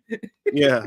Right. You only let black people live on NXT, and that's fine. No problem. When they get to the main roster, they get lost in the shuffle, and they don't even exist. Let's just call it what it is. Tony Khan, on the other hand, he likes to welcome the black people over there. They might not do much shit, but they be over there and they do work. So let them go to the Hurt Syndicate. Let them be over there. Let them fuck all that shit up over there and let them be there. Cedric Alexander, I'm so happy for you. I know your wife is happy as well too. Apollo, you need to follow along with the suit too, because you on SmackDown ain't working. You was doing all right on NXT. Let's go. It's time to go home, friend. I'm so sorry. I like you guys. I think you guys are great wrestlers. I think you guys should have been better than what you guys are. They've never given you guys a chance. They've never seen anything in you guys. They've never elevated you guys. They've never seen anything in you all. I'm sorry. Let's just call it fucking spade a fucking spade. SmackDown now. He's literally just an informant. He's just he's a snitch. He's a fucking snitch. He's an informant. His gimmick is he's a snitch. And that's fucking sad because he can wrestle his fucking ass off. And what do you fucking do? Yeah. Get over there. leave. It's time to go. It's time to fucking go. Ask for your releases. If not, stay home and work. It can work for free like the club, whatever the fuck, the good brothers.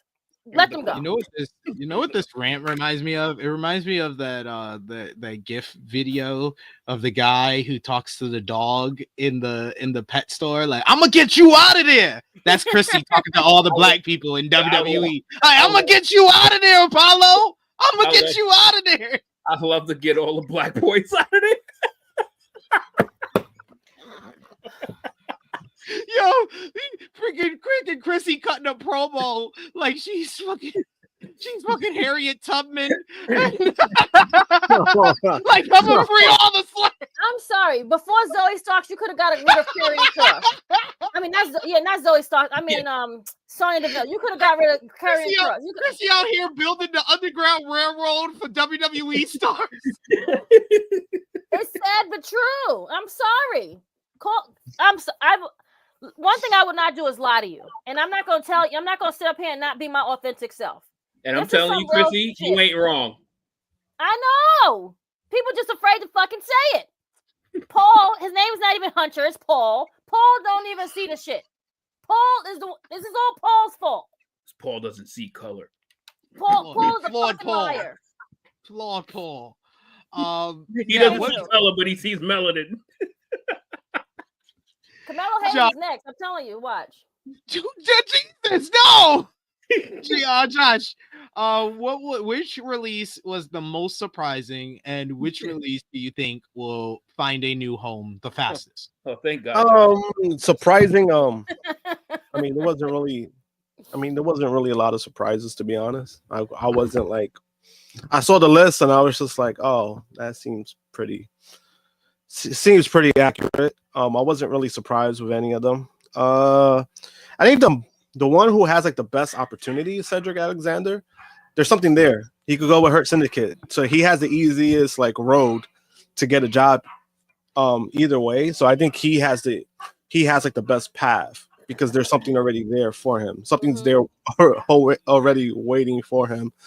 And as far as others, Sonya, I did last night. I think I suggested TNA. Maybe TNA could be a good spot for her, right? That's how you get rid of all these people. You got another. You just got a whole brand. Like, you could just sit their asses down there.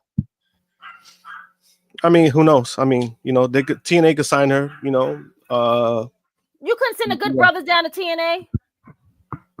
I mean, they're already there. I want to see them an excursion in TNA.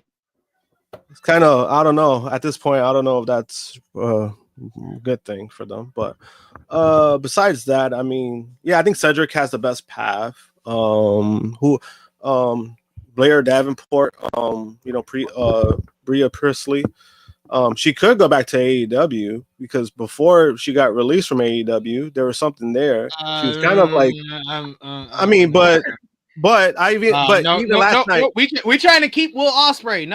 I'm saying, but I also did say, I was like, but her stock has gone down, so I was like, they necessarily don't have to make that move. I think Cedric is the move that they would make. Besides that, I mean, I think AOP should just stay home and be family men. I don't need to see them in wrestling again. No, they didn't let go of AOP. They let go of the AOP got let go too. Yeah, all of them. The whole crew. It's just Cross and Scarlett are still. You should have got rid of their asses too. Nah, that I don't agree with. That I don't agree with, boo. I can't agree with that one. Okay, fine. Whatever. But the other two niggas that I still don't know their names to, absolutely. When you gotta still wear name badges on your fucking ring gear and you've been in the game for like 7-8 years, it's time to go, bro. It's time to go. All right, whatever. Nigga got ACOM, who are the ACOM and Razor? They still got name badges on. ACOM, Razor. But what? Ellinger was just there for what? He never fucking spoke. Like, they brought him back and he didn't do shit. They literally hired him because AOP wanted them back as their manager, even though they were going in a group with Cross and Scarlett. And then all he did was what? Take like a man of a claw from like Uncle Howdy, and that's like his highlight from coming back. That's it. He didn't talk. So I was like, all right, cool. Like he could just same thing. Stay home and be retired. Stay home, be retired. Like, hey, right? But we'll see what's next for these releases. Let us know in the live chat or in the comments down below if you're watching this on demand who you think was the most surprising of these releases, and where do you think these releases will go next? Where do you have them going after their 90-day non-compete clause, or for Sonya when her contract expires? Where do you see them landing next, or are you like Josh and don't see them? Should they stay at home and get AARP like Paul Ellering, like Chase says here? But other news coming out of the Royal Rumble last Saturday was Drew McIntyre. Drew was eliminated from last Sunday night's Royal Rumble, and it seems it led to some sort of backstage incident. PW Insider Elite reports that something went wrong with McIntyre's elimination in the Rumble. Once he got backstage, the Scottish Warrior was reportedly screaming and cursing that someone had to get their moves in. There are said to be several stories planned for the match that were ignored in favor of this. A source said that McIntyre loudly stormed out of the building and he left the venue long before the match and the event ended. Dave Meltzer confirmed the news on Wrestling Observer Radio, saying that multiple people confirmed McIntyre was not happy and this is not an angle.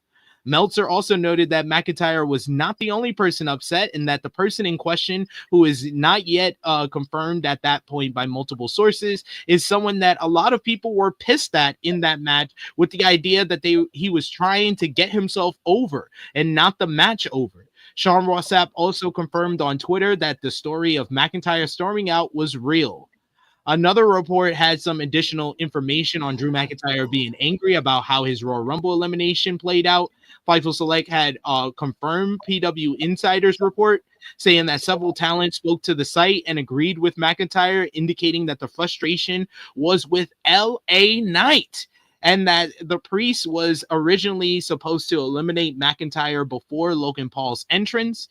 Priest's elimination of McIntyre was done to help kick off a storyline between the two for SmackDown heading into WrestleMania season.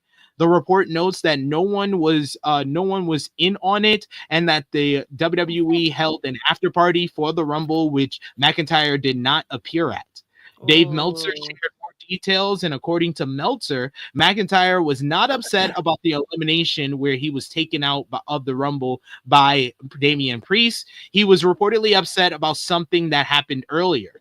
Additionally, Meltzer said that LA Knight was performing spots that were not planned for the match. These spots apparently got in the way of things that were supposed to happen in the match, including when McIntyre's elimination was supposed to happen. Knight also appeared to get in the way of McIntyre's actual elimination when it took place, but this was apparently not the main issue that angered McIntyre. Drew McIntyre reportedly became loudly hot backstage over the incident, which Meltzer once again describes as not an angle. Meltzer also reported that due to LA Knight performing unplanned spots, it took time to get things back into place.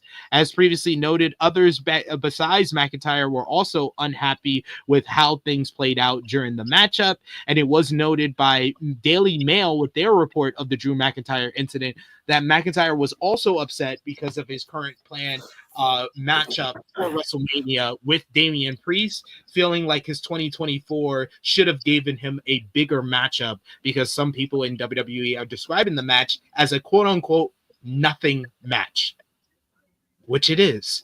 But what do you think? Well, what do you think about this whole Drew McIntyre fallout from the Royal Rumble? Honestly, I said it once, I'll say it a bunch of times on this channel.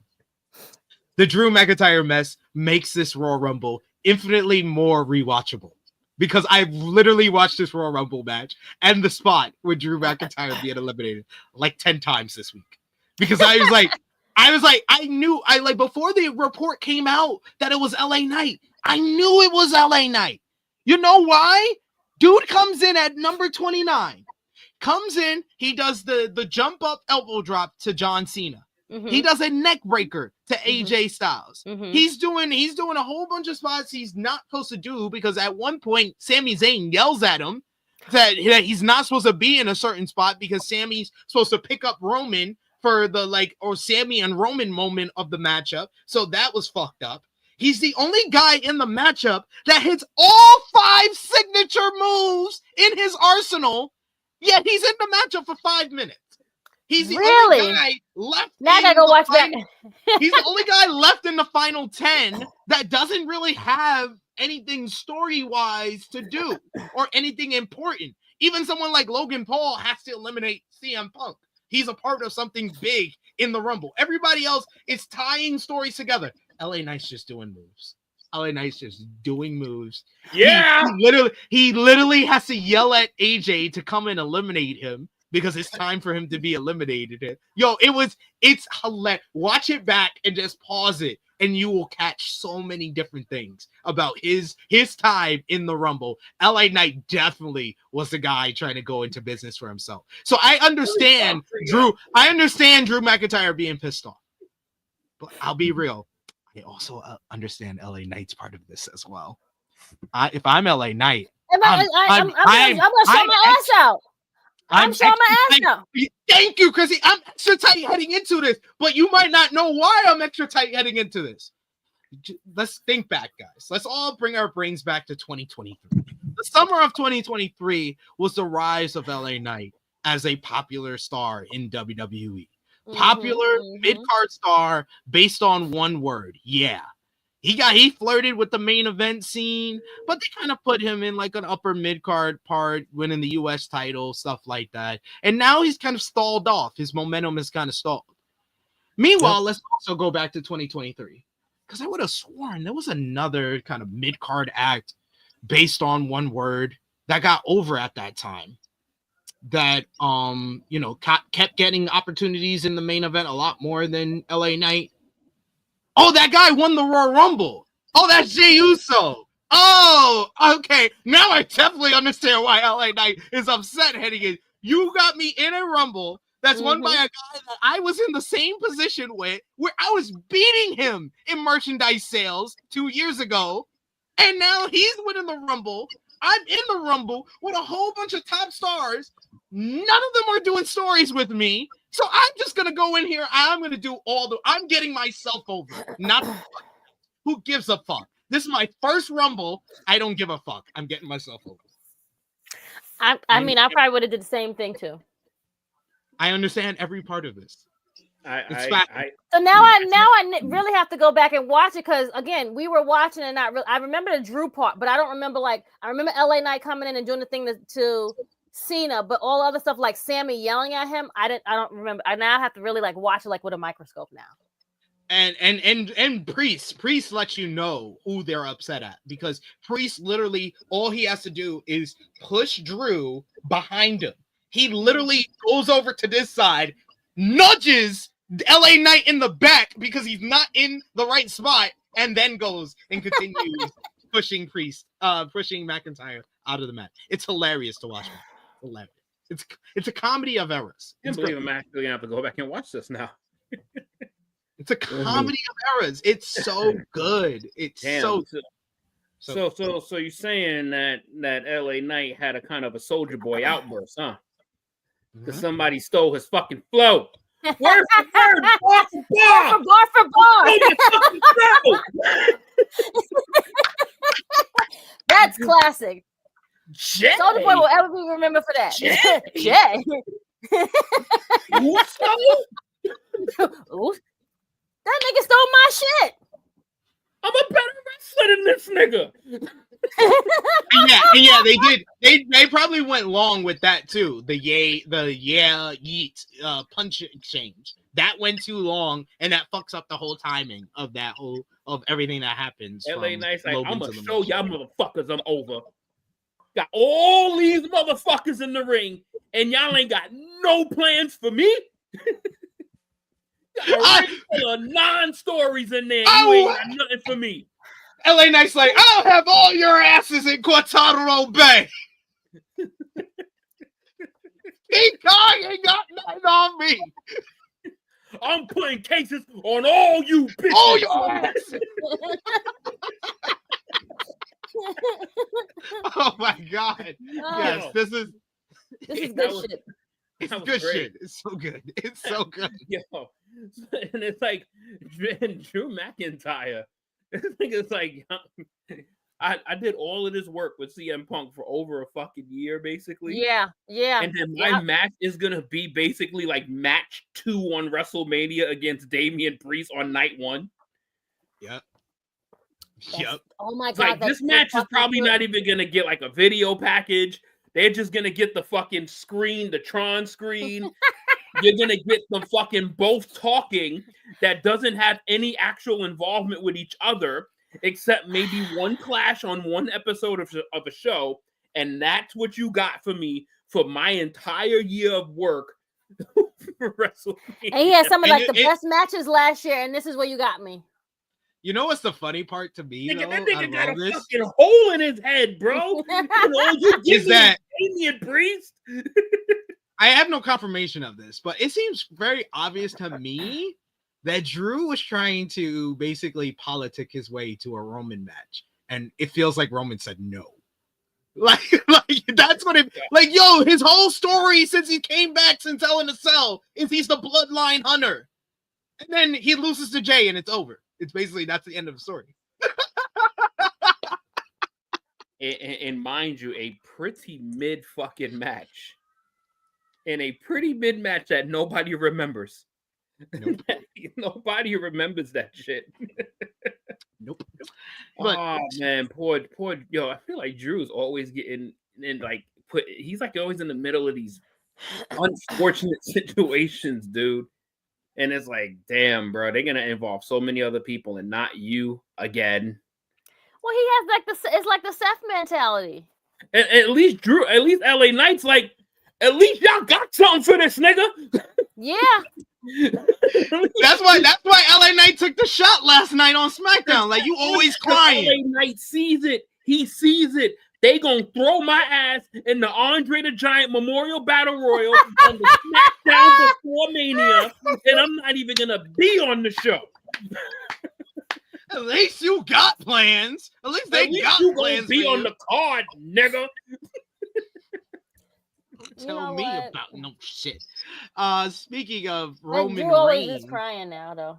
He's like a fucking crybaby. that and literally, that's what I said to Josh on the review. I was like, that's why you had to get people to come out and confirm that this is real, because Drew has done this before and it was a work last time. He's the boy who cried wolf. Mm-hmm. So, well, we'll see if there's any follow up to that, but we'll talk about what Good luck happened. to on everyone that's SmackDown going to last night. Vegas in April. Oh, that was too funny. Are you gonna say good luck every week? Like, Roman Reigns was Every written week? off of This WWE card is thrown TV together, bro. at the Royal Rumble when Seth Rollins stomped him multiple times on the outside floor.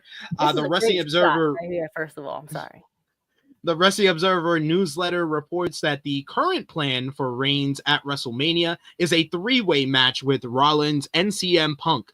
The attack at the Rumble was to keep Reigns out of the Elimination Chamber, as in storyline, he'd want to be in it as to get a shot at the WWE Championship. Since it's not planned for him to be in a title match at Mania, he would have to lose the Chamber if he were in it, and WWE doesn't want him to get pinned without a major storyline reason. Punk is currently in the Chamber, so the match likely won't be announced until after March 1st. And then finally, WWE also announced that this past Saturday's Royal Rumble had the largest gate for any single night event in company history. The Rumble took place at Lucas Oil Stadium in Indianapolis, Indiana, and WWE noted that it broke all of its records for viewership, merchandise, sponsorship, and social records. So the biggest Royal Rumble in history, as WWE said. Yay, but we all overpaid. Yay! But that led into biggest gate. And then we're never be remembered. Indianapolis. Hi. Indianapolis paid too much. Yay! WWE Raw on Netflix was following Royal Rumble. Week 4, which was last week, did 2.9 million viewers. They were number 9 in the top 10. So I don't know. Something about Raw is just It's something. I don't know, but I just, as far as the viewership and its ranking, it's going down instead of up or staying steady. It's not Raw staying steady. No, it's not. Something is off about it. Shows need to be better. That too. WWE Raw on Netflix this week. It featured Jey Uso kicking off the broadcast with a massive ovation from the sold-out Cleveland crowd, followed up by an emotional and genuinely touching promo from Jey about winning the Royal Rumble match, not believing in himself until the reaction he got after his Rumble victory. Gunther, the World Heavyweight Champion, interrupted Jey to warn him not to pick him for Mania, but Jey said that no matter who he chose, he would walk out of Vegas a champion. Meanwhile, our other Royal Rumble winner did not get the ovation that Jey Uso got. Good. Charlotte Flair made her return to Monday Night Raw and was welcomed with a loud chorus of boos. Despite attempting to cut a babyface promo, Rhea Ripley interrupted and got into a back and forth exchange to tease a potential WrestleMania 41 showdown. Later in the show, Rhea went face to face with Io Sky backstage before Liv Morgan attacked Io, and Raquel Rodriguez bum rushed Rhea as well. This led to Liv defeating Io via disqualification in a very damn good matchup to qualify for the Women's Elimination Chamber match after Rhea punched Morgan in the face. Post-match, Io was frustrated with Rhea's involvement. Penta picked up another victory over Ludwig Kaiser this time. Post-match, Pete Dunne interrupted a Penta interview, which allowed Kaiser to attack Penta from behind. The New Day picked up their first win since turning heel in December over the LWO, thanks to interference from Logan Paul. You also had Michael Cole. He announced that Roman Reigns will be out of action following Seth Rollins' attack at the Royal Rumble. That led to Seth Rollins cutting a promo, taking credit for this and being happy for CM Punk losing. Seth then gave Sami Zayn a pep talk ahead of facing Punk to qualify for the Elimination Chamber. However, the pep talk did not work. It didn't work at all, son. CM Punk picked up the victory over Sami Zayn in what I thought was an excellent main event to Monday Night Raw this week to advance for the Elimination Chamber match on March 1st. Post-match, Punk showed respect, shaking the hand of Sami Zayn until Kevin Owens showed up, attacking his best friend Zayn from behind and delivering a vicious package power driver to his best friend to lay him out, and he was stretchered out of the building after the show. Sami Zayn forever. But wasn't Sami there for him? What was the point of that? It's because he explained it on SmackDown last night. It's because Sami stood there and watched him almost get murdered by Cody. This is why Kevin is right. He will just give you crystal clear visualization of what he went through and who caused this pain. His best friend. His best friend just watched him damn near die and didn't do a damn thing about it. And then turned around in the Rumble and helped Roman Reigns. True. Just double down on the fuckery. True. Kevin is right. I'm so getting that shirt. So getting that shirt. We need the Kevin is right shirts. WWE, make it happen. Make it happen, please. But yes, any thoughts on Monday Night Raw from any of y'all? Me and JJ, we reviewed it, so we'll start with you, Josh. Any thoughts on Raw this week? I mean, Raw was fine. The Jey Uso stuff. I thought once he got real, it was good. I got over the Yeet stuff. Like it was exhausting. He just kept doing it. I've been trying to tell you about the Yeet from day one, but no one wanted to listen to me. I've been trying to tell y'all. I mean, to be fair, I've been listening and I've been over it. I don't do that dumb shit. Have, never will. But besides that, I mean, I thought the promo was good. I thought the promo was good. I mean, fuck that. It's like it's tiring. It's tiring. Like so, like I mean, honestly, I don't know how a lot of those fans do it because imagine like, because a lot of wrestling fans don't wear deodorant. So imagine like you gotta smell all that even you do go up and down. That's like gross. That's gross. I would never want to be in that crowd, especially in Vegas with all those people. That's gonna be worse. Like that's a hazard. I'm not gonna be there for that. Anyway, I mean, overall, Raw was fine. I mean, I thought Raw was fine. It's just I don't know. It's just being on Netflix. Like it's been like the same stuff. That's why the viewership has kind of gone down. Even though I did say it when we were asked that weeks ago, like, "Hey, do you think they could sustain this?" And I said no, because usually with wrestling shows, and then I don't want to say there's a mistake on WWE's end, but the very first show of Netflix is completely different from what we've been getting. And I think that's kind of the problem too, because you kind of put the shit up of like, the very first episode, you had The Rock, right? You built all that shit up. And, you expect people to stay. They're not going to stay because you kind of didn't present them with what you did. You know what I mean? So you kind of see things going down. But, to go down, I think it was like 50%. That's a lot, right? From first week to now, 50%. They're not going to admit it, because Ari went on that interview and said, hey, the numbers have been going up. No, it's been going down. I don't know what you're talking about, Ari. And he's usually pretty good at that stuff, but he was lying on that shit.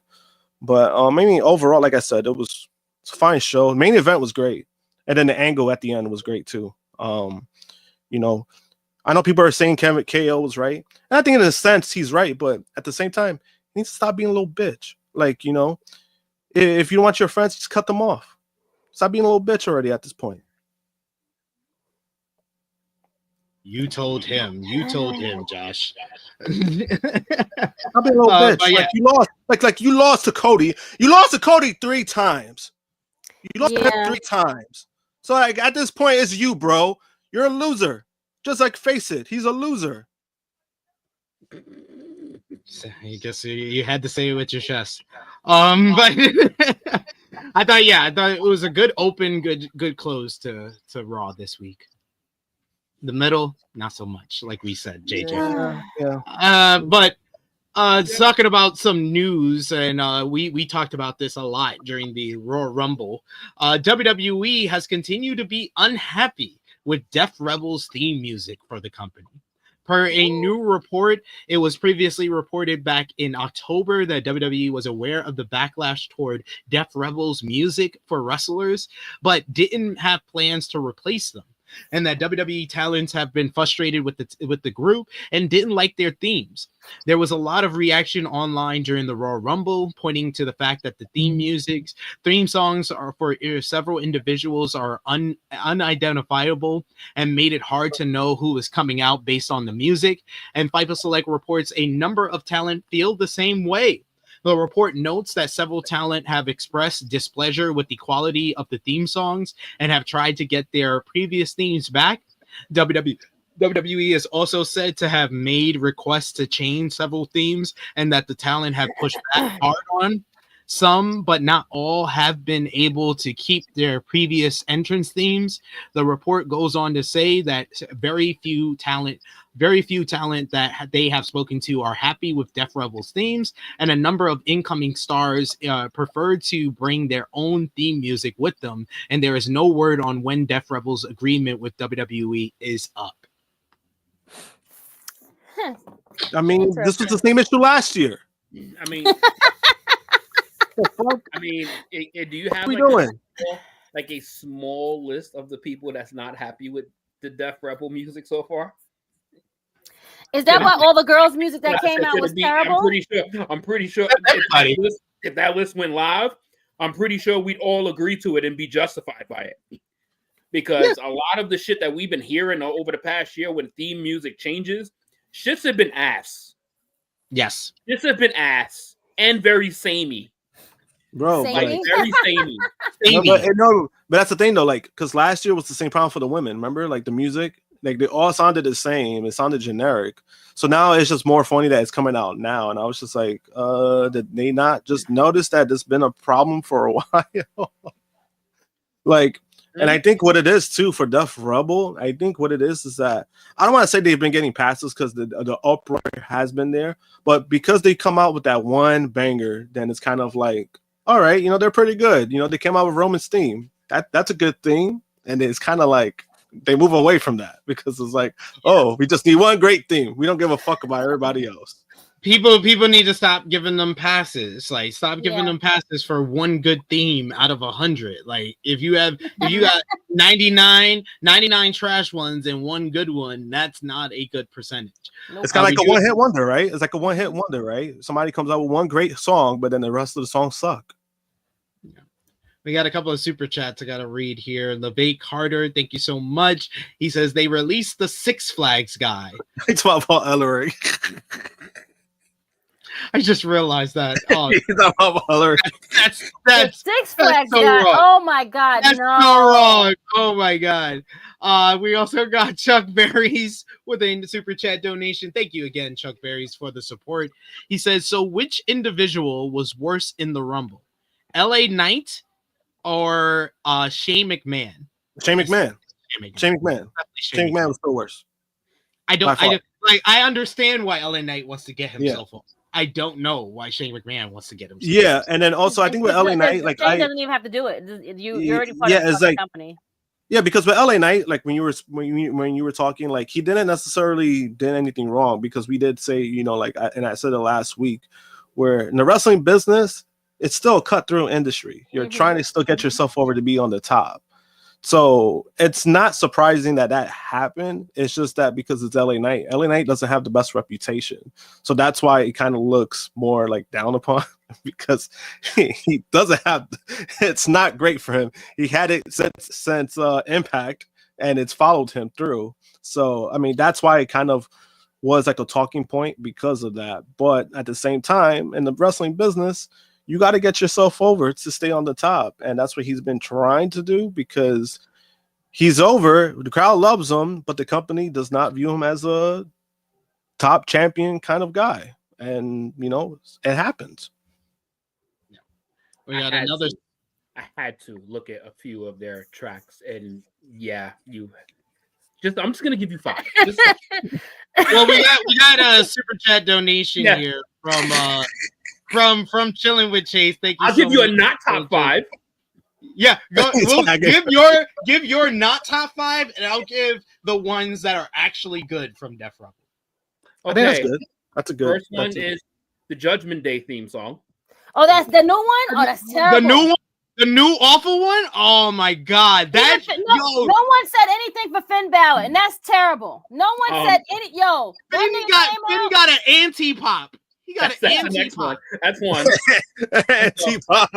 Number 2 is the new Shinsuke Nakamura theme. Oh God. Oh yeah, that's really bad. Number 3 is the new Nia Jax theme. That's not as bad. That's not. I think that's actually pretty good for like what she's been doing. I think that's pretty good. I think it's pretty good. We'll keep going. The next one is the Motor City Machine Guns theme. Oh yeah, it's so fucking corny. It's so fucking corny. It's so fucking. They always time it badly too. Yo, they time it so badly. Yo, they time it so badly. It's just like, guys, stop doing this. So you see where we're going with this. And just another one for shits and giggles. There is I'm trying to find one that's pretty bad. The new Damian Priest theme. Oh yeah, he's had this theme for like a year, and people still think it's new because it's not identifiable. So they're responsible for all 5 of those songs. Damn. So the good ones, Roman's original theme, head of the table. Yep. Roman's new theme, I Am Greatness. Seps. Oh, that one. Bobby Lashley's Almighty. Yep. Oh, that was a good one. His last theme, that was good. And Jacob Fatu. Yeah. and Those are good ones. And a Yeah, low his key pick banging kind of for- took me a while because and a like, low- It wasn't until the Saturday night's main event angle, and then they played the music after. I was like, nah, this goes with it. This goes with like it has like that chaotic, savage feel that is the Jacob Fatu character. yeah. But what about this guy's theme? What about Solo's theme? Solo Sikoa. Oh, Solo's theme is better. Yeah, I Yeah, would put Solo's Solo theme is ahead of fire Jacob. too. Yeah, that shit is nice. Yeah. And a low key banger of his too is Trick Williams. Oh yes, but that wouldn't be the same without with the Booker crowd. T. It's Booker, mainly Booker. Oh yeah. Oh yeah. Man. Oh yeah. Oh yeah, man. I like it. It's ad-lib.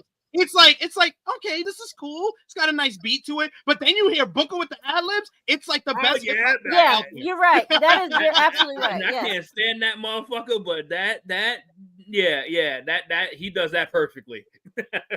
Oh yeah, man, I like it. All right, but we have more news to touch on from coming off the heels of Royal Rumble and Monday Night Raw. So you had a new report, had an update on Jade Cargill's status with WWE as she was not a part of the Royal Rumble. She has been out of action and been not been seen on WWE television since November due to an injury, having been written out of storylines via an attack by an unknown assailant. It had been reported late last month that Cargill had been at the WWE Performance Center again, and SI's the takedown on SI. Shout outs to John Alba, who had this report that Jade Cargill is working to get cleared ASAP and could be back in time for WrestleMania 41. The nature of Cargill's injury is still not been confirmed. There's no word on. I was going to ask that same question. I was like, well, what the fuck happened? There's no word on who she will be feuding with if she does come back in time for WrestleMania. Naomi took Cargill's place as co-WWE Women's Tag Team Champion with Bianca Belair, and they are still the reigning champions at this time. Another note on someone else who could be returning very soon, it's Tyler Bate. He suffered a torn pectoral muscle last summer. PW Insider Elite reports that he could be making his return as soon as this month. A tentative date for his return is February 24th, and that episode will take place of Monday Night Raw from Cincinnati, Ohio. So a couple of returns coming up as we are officially on the road to WrestleMania. But we got to talk about last night's show, which was Friday Night SmackDown. Friday Night SmackDown, the show once again featured Jey Uso kicking off the program, yeeting it up, getting the one more time chance. He then called out undisputed WWE champion Cody Rhodes to talk about his WrestleMania 41 choice. I thought they did a really good job of making you feel like Jay should pick Cody Rhodes on the show. Like, and there was multiple people, and the little scenes that we had between them, they really drove it home that the right choice is Cody Rhodes for Jey Uso. However, Jacob Fatu and Tama Tonga interrupted, with Fatu telling Cody that his family needs the WWE title back, but also stated that Jay isn't the member of the family to get the title, though. This led to a brief brawl with all four men.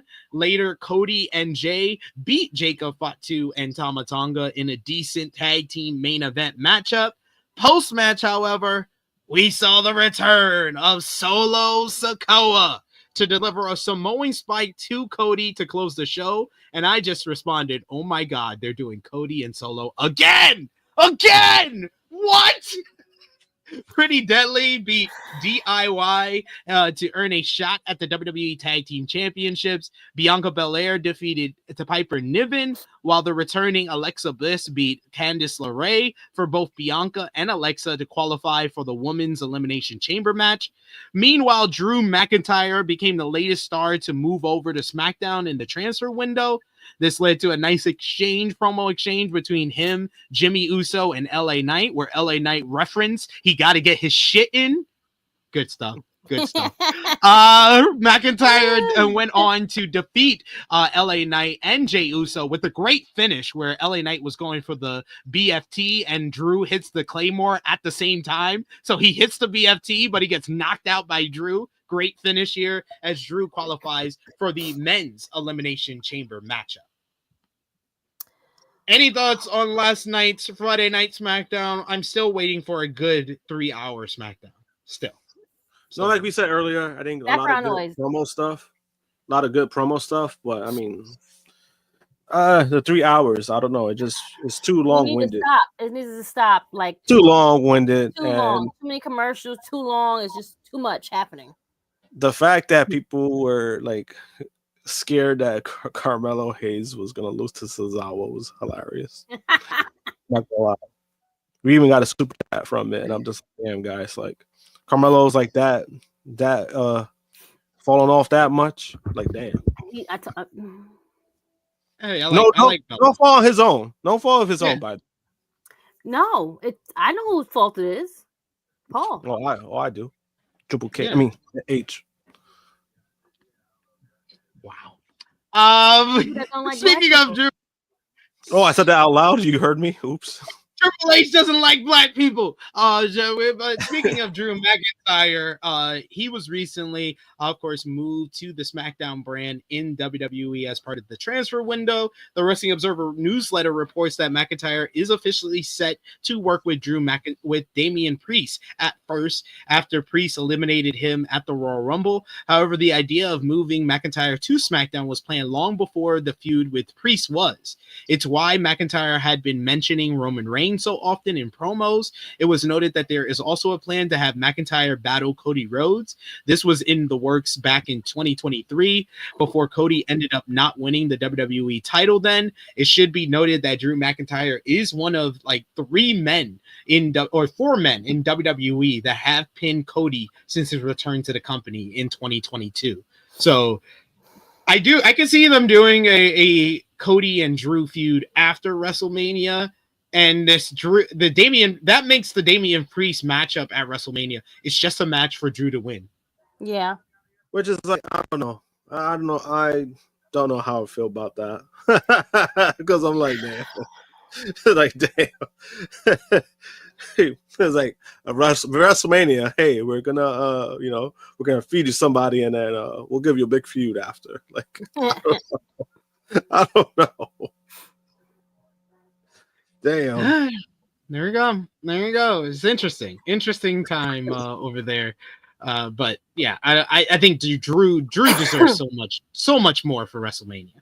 Yeah, he does. And I mean, it's unfortunate. What does he deserve then? What do we? It's not because I like Damian, but I'm something better than Damian Priest. I mean, come on. Damian Priest. This is not a slight towards Damian Priest, but we've seen this match. We've seen this match. Damian Priest, he peaked. His character peaked like 1 month after he left the Judgment Day. And now he's regular Degla.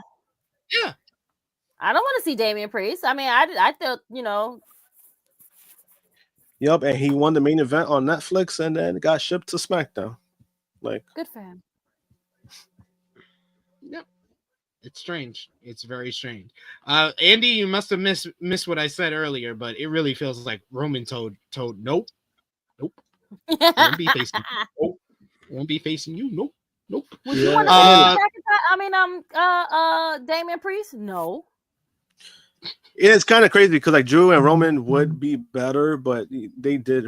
I remember, right? Was it 35? Right? They faced each other at 35, right? So yeah, they've already faced that Mania. Yeah, so it's like, and it's just more funny now because now it would be more appealing than it was back then. But definitely would be. It's just, I don't know. As previously reported, Alexa Bliss made her longer-awaited return to WWE at the Royal Rumble. She also competed last night on SmackDown. Bliss had been in part of basically conflicting reports heading into the Royal Rumble, as it was reported that her return was delayed due to a contract disagreement. It was later rumored that Bliss's agents, Paragon Talent, which is the former Mojo Rawley and Steve K, negotiated a new last-minute contract for her that was signed shortly before the Royal Rumble. Dave Meltzer on the Wrestling Observer newsletter, Wrestling Observer Radio, had a further update. He heard from people who confirmed that Alexa Bliss' surprise appearance and her contract dispute with WWE were not part of some elaborate ruse and attempt to work reporters, like how it came across from commentary to her return. Bliss's deal reportedly came together only about 48 hours before the Rumble, with Mojo Rawley putting the deal together. Additionally, Meltzer reported that Bliss signed a 5-year deal with WWE on Saturday right before the Rumble. Meltzer noted that Mojo Rawley mended fences between Bliss and WWE, helping make the deal happen in time for the Rumble. As previously noted, Bliss took the spot of Shotzi, who was originally supposed to be in the Rumble, and all of the planned spots for Shotzi went to Bliss. This is similar to how Braun Breaker took the space originally designed for Brock Lesnar in last year's Royal Rumble match. Also, Meltzer stated that Bliss's previous WWE contract was frozen when she went on maternity leave, adding that there was still time left and not a lot of time left remaining on the previous agreement. Meltzer added that Bliss and her agents didn't want to have her return to WWE TV right before the end of her previous contract, wanting her to have a brand new contract instead. Fightful Select had an additional report saying that Bliss signed a new 5-year deal through her representatives at Paragon Talent. It was signed on Saturday, and Bliss was flown in for the match on the same day. WWE prepared merchandise for her return weeks ago when they were planning on bringing her back. WWE sources claimed then that Bliss wanted a new deal, and WWE wanted her to work on the contract she already had, as they paid her during her hiatus. And even if a new deal hadn't been reached, and it was, she had time left on her current contract. So what do y'all think? Do you think Alexa Bliss is going to get a big push? I would think from this new contract, I think she was in like the top 5, top 6 in merchandise sales for Royal Rumble weekend. She should be in line for a bigger push than probably they even initially expected, considering the reaction that she got. JJ? I mean, based off of her last 2 appearances, I mean, fans want more Alexa Bliss. Like, people want to see Alexa Bliss, and sometimes you just got to give the people what they want. And, you know, hopefully, you know, you can actually just do something that's good, viable, and something that we can follow and get behind, because, you know, there's very little faith in women's wrestling booking. So, you know, hopefully it's something that is of substance and something that, you know, it doesn't feel like, oh, they're just doing this. And I don't know how to feel about it yet. I mean, seeing her come back was really cool. Her match was okay. Like, there's nothing. I'm not like, she hasn't talked yet since coming back, so I have no idea what her agenda is. So, you know, I don't know. Like, I'm in the big cloud of don't know, but, you know, so far it's been very, very positive on just her return thus far. That's fair. What about you, Krssi? Think Alexa deserves a bigger push based on her reaction? Absolutely. She's one of the girls that you can count on. She's a former champ. Now, how we tie her into this whole character is where we're going to probably need help with. If she's going to stay as this girl, if she's going to keep Lily with her, are you going to be with the family who are on SmackDown that we haven't seen in a long time? How does this all tie in together? Or are you just going to be Alexa Bliss? Because if not, we can have her go back to her other outfit and carry Lily. Get it done. Get it over with. And then another person who signed a 5-year deal this week was Kevin Owens. In a post on Twitter, Kevin Owens hinted that he has signed a new deal with WWE, which seems to be a 5-year deal. He wrote in a tweet, "If you guys help support my daughter's Girl Scout troop by buying some cookies, I promise to keep wrestling for at least 4 years, 11 months, and 22 days. It was reported last year. It was reported last year that Owens' contract, his profile picture. Yes. Right, look at the profile picture. It was reported that his contract was expected to be up at the end of 2024. Kevin Owens has officially re-signed with WWE, according to a new report. Fightful Select has confirmed that Owens hinting at that did make sure that he is signed for 5 years with the WWE, and this was a no-brainer. It was kind of obvious towards the end of 2024, but definitely after the performance that he had at the Royal Rumble, which he got a bunch of praise for that ladder match with Cody as well. Yeah. So, I swear to God, this man better win a championship in 2025. Put him on Raw so he can win should. the world title. Why can't he win the world title? I Everybody think that wants would the be world great. title. I think that would be yeah. Trade him over during the draft because the draft is going to come soon. Let him beat Jey Uso, and he be the winner. There you go. I'm with it. And then finally for WWE, you had NXT. They did 766,000 viewers. The show featured the former Fandango, aka TNA Wrestling's JDC, returning to interrupt NXT Heritage Cup champion Lexis King and challenge him for the cup for next week. Charlotte Flair returned to NXT to interrupt the Vengeance Day summit between Julia, Roxanne Perez, and Bayley. Stephanie Vicaire defeated JC Jane in a solid bout. Sol Ruka and Zarya beat Tatum Paxley and Gigi Dolan. Ridge Holland defeated Stax, while A-Town Down Under defeated Obafemi and Trick Williams in the main event, thanks to interference from Eddie Thorpe. And Eddie Thorpe whipped a black man with the belt on Black History Month. He did. You're right. Damn. See, I told you they don't like. Okay, never mind. I'm not saying that. That's my moment of silence for whipping a black man on Black History Month. I mean, not surprising. The first day of Black History Month, the first man to get eliminated from the Men's Royal Rumble was a nigga. So, also true. True. It's all in line. BFAB was the first to get eliminated from the Women's Rumble. There you go. There you go. So they're inclusive. Yeah, inclusive. I don't see color. A new report has details on Jordynne Grace's WWE contract as she made her official WWE debut in the Women's Royal Rumble match. Fightful Select reports that Grace's deal is a 5-year deal that takes her through 2029.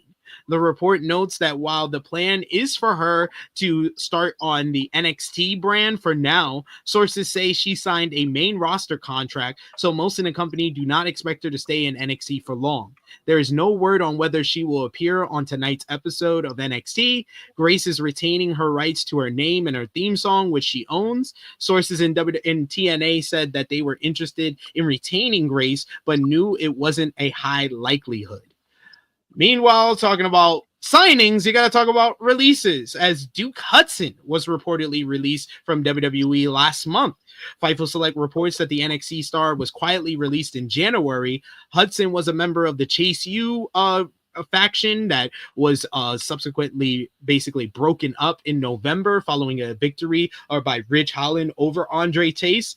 Duke Hudson's WWE tenure is officially come to an end, and he confirmed the news on social media. He also presented an interview/podcast named Wrestling with Identity, featuring Hudson in a conversation with an alternate version of himself. And then finally, you had a couple of other notes for the new Evolve show that's starting on Tubi. WWE and Tubi have now issued a press release for more details about the show. The show will primarily feature talent from the Performance Center as well as WWE ID prospects.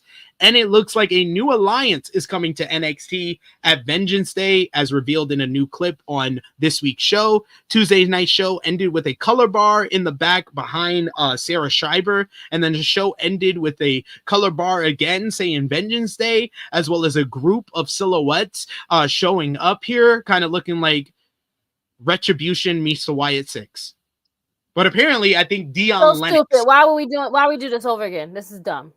It's not that. It just looks like that. It's not that. It just looks like it. Okay. I'm all right. Fine. We'll see.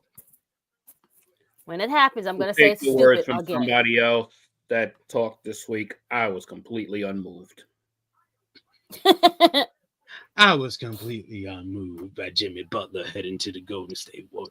But yes, let's move over to the Converse as we're done with WWE here. AEW Dynamite. we got probably the best episode of Dynamite in quite some time this week. The show did 605,000 viewers. The show took place from Atlanta, Georgia, and it featured Ricochet defeating Swerve Strickland in a great main event matchup. Yes.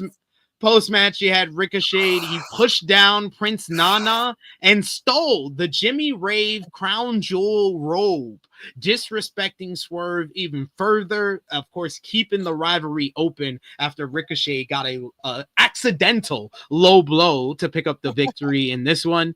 You also had Jay White and rated FTR get into a huge brawl with the Death Riders in a fun opening segment, probably the best Death Rider segment in quite some time. That led to Jon Moxley turning down Cope's AEW World Title Challenge for Revolution, but he accepted Switchblade's challenge for White and Cope versus Mox and Claudio in a Brisbane brawl at Grand Slam. Speaking of Grand Slam, Will Ospreay defeated the newest member of the Don Callis family, Mark Davis, in a very good opening matchup. Post-match, Kenny Omega came down to cut a promo and hype the Grand Slam tag team matchup. Speaking of that tag team matchup with Konosuke Takeshita and Kyle Fletcher, they picked up the victory over the Hounds of Hell in an awesome tag team bout. Really good matchup there. MJF had yet another stare down with Hangman Adam Page, who was chasing down Max Caster. Then Dustin Rhodes came down to get into a heated promo exchange with MJF. This was actually good. It wasn't like the Jeff Jarrett segment. That led to a brawl. Why do we have to keep pushing him and the other one in our faces? Like, we don't want to see that. Why MJF got to deal with all the old people? He has a thing against AR. Yeah, he hates old people. It's pretty simple. That led to a brawl after Max told Dustin that he worked 37 years to get out of his dad's shadow and now lives in his little itty witty brother's shadow. Now I was like, shots fired. I was like, oh. MJF low blow Dustin to end the segment and set up a matchup for next week. Yeah, the Hurt Syndicate had their first promo as AEW World Tag Team Champions. That was interrupted by the returning Gun Club, who made a challenge for next week's show for the titles. And finally, we had yet another performance of a lifetime as timeless Toni Storm portrayed her former protege, Mariah May, as she scored a victory over Queen Aminata in a good matchup, taunting Mariah May the entire time. And goddamn that outfit. But yes. I don't know how you paid attention to the match. That outfit, my God. Both ladies, what are you talking about? Well, all three, to be honest. What I did no wrestling analyst on that match. That was like the greatest thing I've ever seen AEW do was put Toni Storm in that outfit. Shout out to Ricky Castillo, who left a comment on our AE Ramble review this week and said, Toni Storm with the heart eyes emoji, not my proudest frap. Oh my God. I laughed so much. He left that comment on the AE Ramble. I laughed for a day. Oh my God. Like, not my proudest friend. Watching wrestling, tugging one out. But yes, JJ, any thoughts on this week's Dynamite? All in all, this was actually a pretty damn good episode through and through. Like there was a lot going on in the episode. I mean, the fact that AEW has done more with Ricochet in 3 months than the other places done in about 5 years is very telling. Because Ricochet has done the best work he's ever done in his career, and it's been only a couple of months. So that's pretty telling. They have, and people like to give them shit about people that's crossed over there. They have been hitting this out of the park with Ricochet. Yep. And he has been great. Say whatever you want about his dorky fucking character, but he has been. That's the point, though. That's the great part about it. And that's what it's working. And I loved it. Please, the only thing please, for the love of me, just stop these unnecessary, unwanted New York Minute bullshits. Oh no, Like, that was good this week. I mean, the fact that this shit carried over into this long ass brawl that looked like it was in the New York subway. That was awesome. That was awesome. Like, the graphics still up. Yeah, that shit stayed up the entire fight. That shit stayed up the entire fight. I'm like, yo, what the fuck? Like this was honestly like 6. This was one of the better. This was a great episode of Dynamite where even Learning Tree had a good segment. Deaf Riders had a good segment, and an old guy had a good segment because Dustin showed a lot of fire. You know, and then I mean, and then also, I mean, I do enjoy like Big Bill and Hobbs, like, you know, that's a good program. Like, you know, it's a good. Just splatted out the ring when they was fucking tugging. Like, it's just like, yo, these motherfuckers are just meat. It's like, it's meat. Like, yo, nah. Like, it was fun, man. The Dynamite episode was fun. You keep getting teased with the Hangman and MJF shit. And damn, like, Jesus, Jeff Jarrett, take some motherfucking notes, because I was more entertained by that 3-minute promo from Dustin Rhodes than I was in any of the 2 hours they've given you with a microphone. Literally, Dustin cut that promo, and I was like, Jeff should have said that instead of calling Max's girlfriend and his mother a call girl. Like, you can't do shit to me, boy. Yo, he was like, I'm the last outlaw. The mold's gonna be broken with me. I was like, God damn, I believe you. Like, yeah. I was like, this actually I can fuck with. I think, and I think the problem too with Jeff Jarrett is like he leans too much of like the 90s kind of style promos, whereas like, bro, it's 2025. You probably should be more aggressive and then not use certain terms that nobody really uses anymore. Hopefully, just be a baby face. Don't try to go bar for bar with MJF. Yeah, you can't. Yeah, and like, it's like you can't do that. With Dustin, right? At first, I thought it was like, for me, I thought it was like a little too long. But then when I watched it again, you know, Dustin is really good. Again, when he leans to realism, that's when he's actually like at his best, in my opinion, with his promos. Yeah, I had fun with this, man. The Hurt Syndicate and the guns, that was good too. Like the good use of the guns. The Mark Davis, that was good too. Like this had so many good elements in this episode. Like this was good. I was like, Kenny Omega came out and said nothing, but it was a good promo. Like that's how good this show was. Like, you can have a promo that said nothing, but it was a good promo. He just literally came out to say hi to the live crowd. That's literally it. No promo, just wanted to come out and say hi and get an ovation. Yeah, because the match already said it already sells itself. I think the team up already sells itself. So I mean, it was good. That's why I don't. That's why I don't like the decision to do Cope and Switchblade versus Mox and Claudio, because it's got, no matter what, it's going to be the second best tag team match on that card. They should have made it a 4-on-4, because I thought the whole angle that they did, it was the best Death Rider segment in weeks. That whole opening, but that setup, that whole angle sets it up as a 4-on-4. Just do the 4-on-4. Just do an Anarchy in the Arena at Grand Slam. Oh, that would have been a selling point. That would have been another selling point for the show. Like, it's like Bisbee or knowing them, they're gonna keep the Anarchy in the Arena. Like, where has it been at? Double or Nothing, right? That's probably gonna be like a Double or Nothing. That's why I wanted it here, because I don't want them to keep doing it at Double or Nothing. Yeah, I think maybe that's why. But I mean, I do like that idea. That would have been fun. At least like presentable. You wanted them to do something that would have been presentable for that, for Grand Slam. But this episode went to the moon. Toni Storm came out. Oh yeah, that was the highlight of the entire show. God. Dude. It was a good match on top of the angle. But this was the angle that this match and this feud needed. Yeah, and I would say too, though, Tony Schiavone, man, he's getting himself into some trouble. Like the way he's looking at Mariah May, I'm like, bro, you about to get divorced. You gotta be careful. I mean, I don't blame him. That's the thing. I don't blame him. I'm just saying, bro, you gotta be careful. You on live TV. You on live TV. You on live, cause damn, or yo, sheesh. The heat that was on TV for that segment, boy. Mariah May is great on commentary. She's when they did that still awesome shot, when they did that still shot of Toni, he's like this, like looking at her. I was like, oh no, I was like, we're about to get in trouble. Like when you get home, don't fuck around and get served when you get home.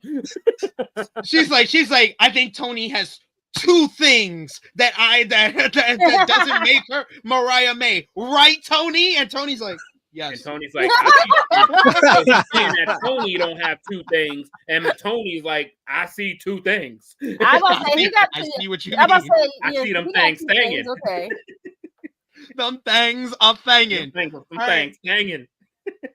I just wanted to get your thoughts on Dynamite before we send you away, Top Guy JJ. I know you got some stuff to do. I know you gotta go, but want to give you the floor if you have anything else you wanted to mention or touch on for everybody watching. But if not, let everybody know where they can follow you on social media.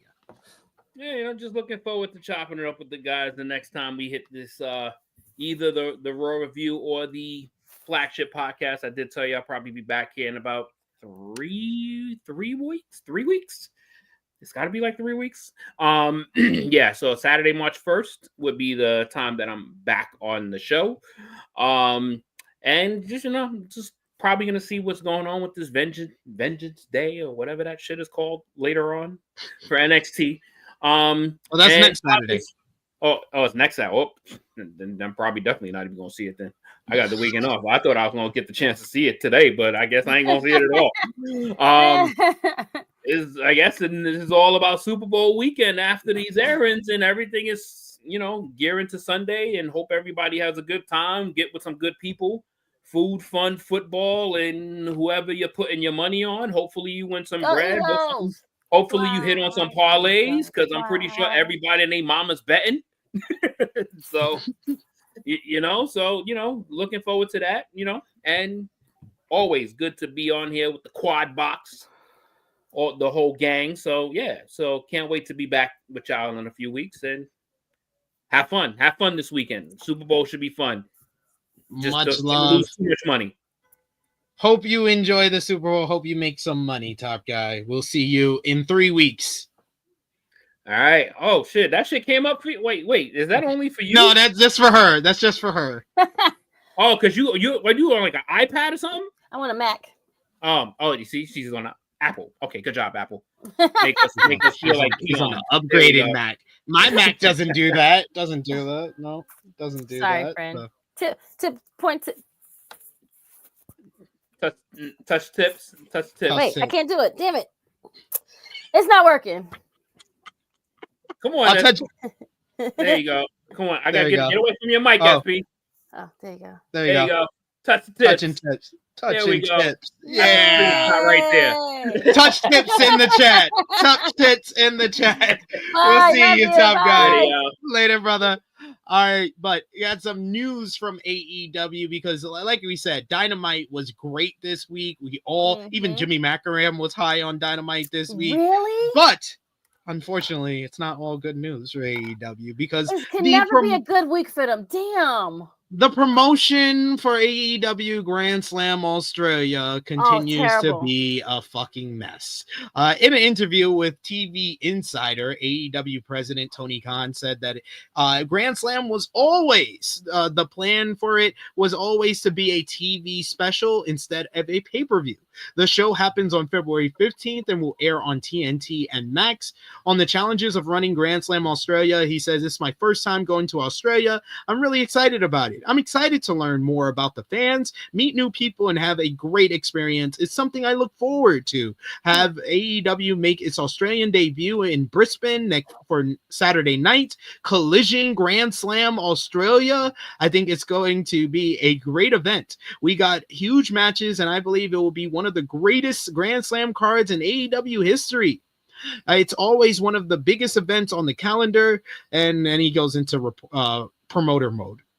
on if it was always planned for TV.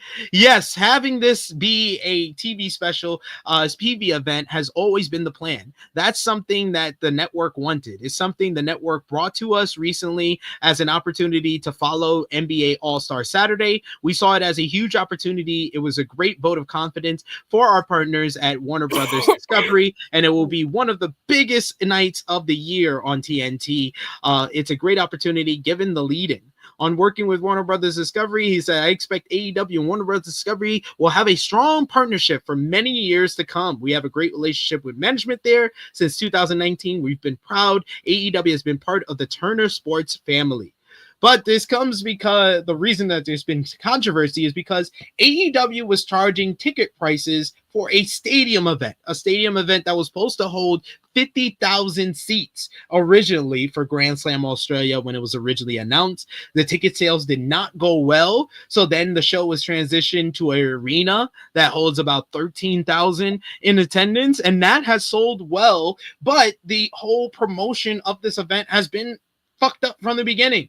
When it was first announced at All In last year, it was presented as a new pay-per-view being added to the schedule for AEW. Even in the post-media scrum notes from Tony Khan at All In, he said, we have different TV events we're planning for, but then we have Grand Slam, which is one of our big live events that we're planning for 2025, our first time in Australia. We want to give them something big.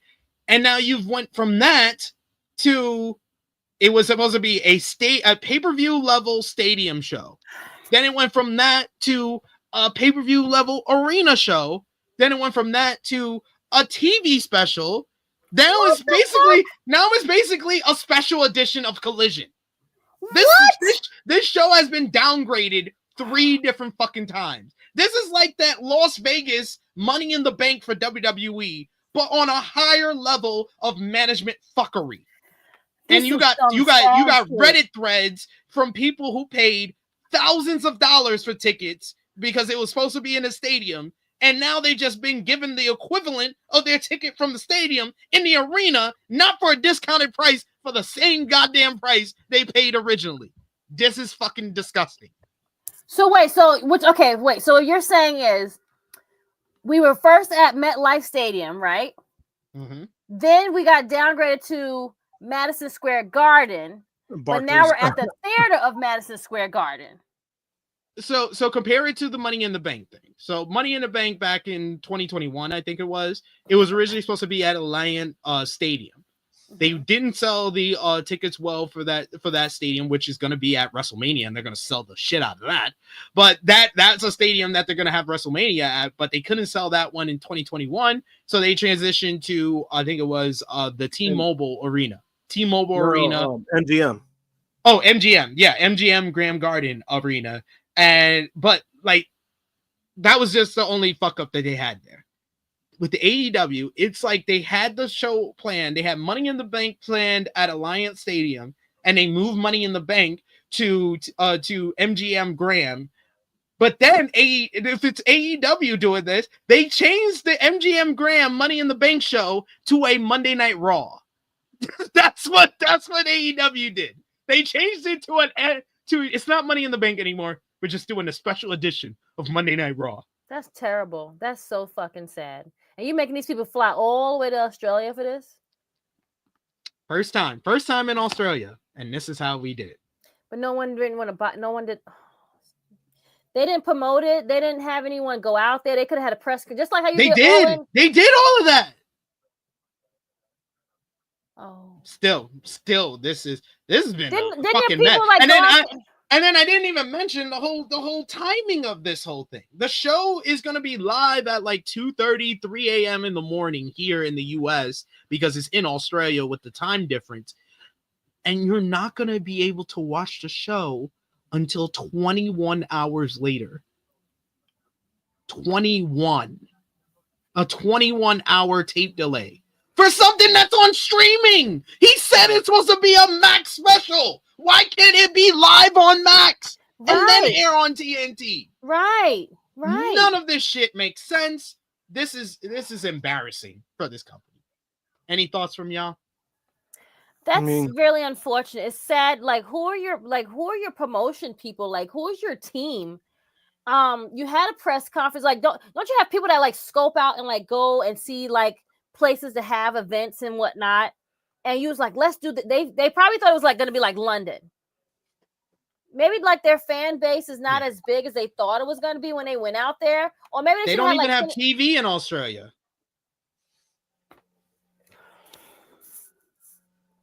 Well, that's the. I mean, I'm not gonna harbor on it. I mean, it is what it is. Like, what can you really say? Like that their management fucking sucks. Yeah, I mean, we've been saying that for a while. So kind of like everyone, they have to do better. They have like, where's the people that do the Jaguars? Don't I mean, but at the same, I mean, we did say that it was gonna be. I mean, going to Australia. I mean, I already knew that was already like kind of like, oh, guys, you really want to do that? You really want to do that? I mean, that's a different market. It's a different market for a reason. Sometimes it could go really good. Sometimes it could go really bad. It's not like if I was in business, it's a market that I wouldn't go after personally, because Australia, like the way that they do stuff over there, is kind of backwards. It's not like how they do it here. It's not like how they do it in the UK. So that's why it was already a risky move in general. Me personally, I wouldn't have done it. Obviously somebody convinced them to do it and they did it. So now they gotta deal with it, hope for the best and move on after it's finished. Because obviously I think they've been kind of pushing more Revolution anyway. Like if you see the promoting, they've been promoting Revolution a lot more. Like even on their shows, you see Revolution March 9th. Like they've been promoting and pushing that way more. So I mean, yeah. I love AEW, but I feel like they're gonna be like their own downfall. Yeah, that's what it's feeling like. That's why we're talking about it. That's why I said there is more we can talk about, because this stuff is happening way too often. It's like they can't stay out of their own way. Right, like your own worst nightmare is like you don't want to win. It's like, how do you expect to compete? You have all of these great wrestlers that are there at your company, and you can't even get a whole booking correct for another country. First time. So whoever's idea was to go to Australia, I don't like. Let's not put all of our eggs in one basket. Let's just kind of like stay in Europe, America, maybe Canada. Like, those things. Or go to Mexico, maybe. That you could have did that. You don't want to go to Mexico. But I'm just saying, like, you're going all the way to fucking Australia. Like, stay over here. Like, no, but I mean, like, in a sense, like, that's why I get it. Like, again, like I said, Australia could be really good or it could be really bad. I don't think it's gonna be good though, friend. No. I'm saying no. That's what I'm saying. I'm saying in general. I'm not saying like this show itself. I'm saying that's why people try that market, because it could go really good or really bad. Like the UFC tried it, but the UFC have also scaled back because it's not. My whole issue here is not the market. It's like, the market is inherently not the strongest. No. I mean, that's not my everything problem. they've done. Everything they've done has been horrible. Yeah, but I'm saying like, that's not my problem. I mean, I'm not saying like I'm not saying that's my problem. I'm not saying that it's a problem. I'm just saying they should have never done it to begin with. That's all. That's what I'm saying. That's right. You got Power Driver Finisher says the event they're pulling is for a regular Dynamite, and they tried to oversell it. Yes. And it's 24 hours traveling. That's ridiculous. Right. That's the whole thing. It takes mad long to get over there, and you just to do something that's so mediocre. Like, come on, guys. And it's just one day. It's not like all in. At least you got like Rev Pro does a show the day before, and like AEW's out there, and you can do stuff like. You're going to Brisbane, Australia. That's not even the main spot to go to in Australia. Silly. But got some more news on Rey Fenix. Rey Fenix recently clarified his contract status with AEW and talked about taking time away from the ring. On his absence from the ring, he said mainly this was an interview with Lalo Esaras in a new interview. He said, mainly my life has always been about wrestling, and it's not like I stopped training. On the contrary, I have more time to train. I have more time to perfect my skills, and I have more time to create new things, to work on my injuries, to work on my body, and mainly to work on my head. I'm doing personal projects like buying my house and a future for my children.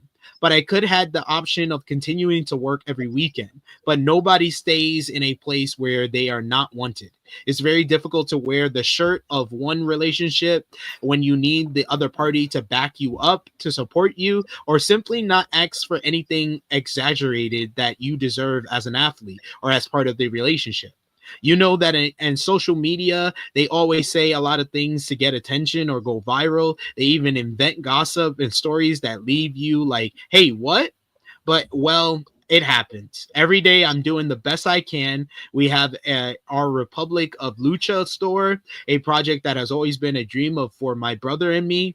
And the way things are going, I get to be the head of that project and have more time to create projects, create designs, and organize what we are doing, where we are going to do today, arrange what we're going to do tomorrow, and arrange what we are going to do next month. Spending more time with my children, which is one of my biggest commitments I have in my life. I believe that I want to give society and the world beautiful people and human beings. Perhaps I was not, and what was not in my hands, I think that today I am working on it with my children. Every minute, man, I want to help them. I want to teach them. I want to accompany them. On his current contract status, he said, yes, basically I'm still under contract with an additional extension. I am waiting to be used, to be called to work, or to have my situation clarified a little more. Just either cut him or make him work. Like that's all I have. Yeah, that's all. Just you know what? Just sit at home and don't say nothing. That ain't happening, and I'm not going to tell him to do that. That's his freedom to say whatever the hell he wants. But like, if he's going in an interview saying he's waiting to either work or clarify his situation, then do that shit. Either make him work to lose to everybody or cut him. There's just too many people in this company that are in this kind of purgatory. Well, I mean, yeah. I mean, like I said before, I don't feel bad for the guy, so I'll see him in a few months in WWE. You would hope. Ricochet's fiance Samantha Irvin was back in the headlines once again. Look at the pictures he's using. Look at this shit. Yo.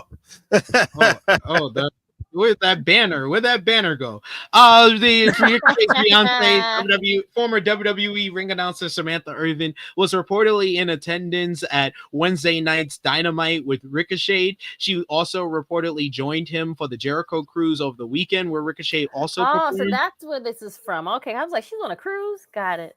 That's a cruise. They also there's been more rumors that she could potentially sign with AEW as well, but there's not been any affirmed reports. Oh my god, my buttons are not working. We may have to do the rest of the show with this picture on screen. I don't know what's going on. That's fine. That's fine. I guess that's fine with everybody, right? But put the thumbs up. Put a thumbs up on this if you like this type of material. And it went up to 300 just for this alone. 300 viewers. Just so you know. Ticked up to live viewers. But unfortunately, we have to talk about other things. I'm sorry, Samantha. I'm sorry. Oh, see, my button's still not working. Look at that. Oh, no, finally it worked. But AEW Collision last Saturday, the show featured FTR beating the Death Riders in a Mid-South street fight with the help of Switchblade Jay White and Adam Copeland. You also had Daniel Garcia defeated Kyle O'Reilly and Lee Moriarty in a pretty solid three-way bout to retain the TNT Championship. Roosh made his return to AEW after a few months away. He picked up a victory over Max Caster in the first of his Best Wrestler Alive Open Challenge. Samoa Joe and Hook beat the Patriarchy in tag team action. Post-match, Christian Cage laid out both Joe and Hook with a metal contract case. The Learning Tree beat the Outrunners. Post-match, Big Bill beat down both members of the Outrunners until Bandito returned to lay out the entire Learning Tree. And Harley Cameron picked up her first official victory on AEW TV over Talia Valkyrie, and she introduced the world to the puppet version of Mercedes Moné. Yo, this girl right here, put up there with Chelsea Green. Star. I think she may be more talented than Chelsea. I mean, okay, I didn't want to say it, but okay, fine, friend. Well, she is. She She's jack of all trades. Like, look at what she can sing. Look at what she's doing. This is like great comedic shit. It's so campy, but it's so good. I really need her to be a part of Mercedes' act going further. Like, Mercedes has not been this entertaining in AEW since she started interacting with Harley. And the fact that she put in the money mag that they're really good friends, and that actually Harley helped her train for the match against Chris Statlander as well, and she's like really proud of how far she's come in the ring. Like, just pair them up. Yeah, this is too good that you got to kind of capitalize on. Yo, yeah, that would be feel the wrath, feel the wrath, feel the wrath. Oh, put it out there, Tony Khan. You got to put it out there. So good. I said it. The stipulation for Grand Slam needs to be Harley wins, she becomes TBS champion. Harley loses, she becomes Mercedes' personal assistant. Yep. Matt, even on social media, like on Twitter, when she said you're getting my last nerve, and she like retweeted, she quote tweeted like the pictures that Harley took with the puppet. You know, my last nerves. They need to sell those puppets. That would be marketing misjustice if they didn't sell the puppets. Just like they have the lilies, you need a Mercedes. Hello. They gotta do that pro wrestling tees since that's their thing. So yeah, that's true. Maybe it's a thing. Maybe it could be a thing. I hope so. The Wrestling Observer newsletter had a report on a new signing to AEW. Elias. Yes, the former Elias, aka Elijah, has signed with AEW.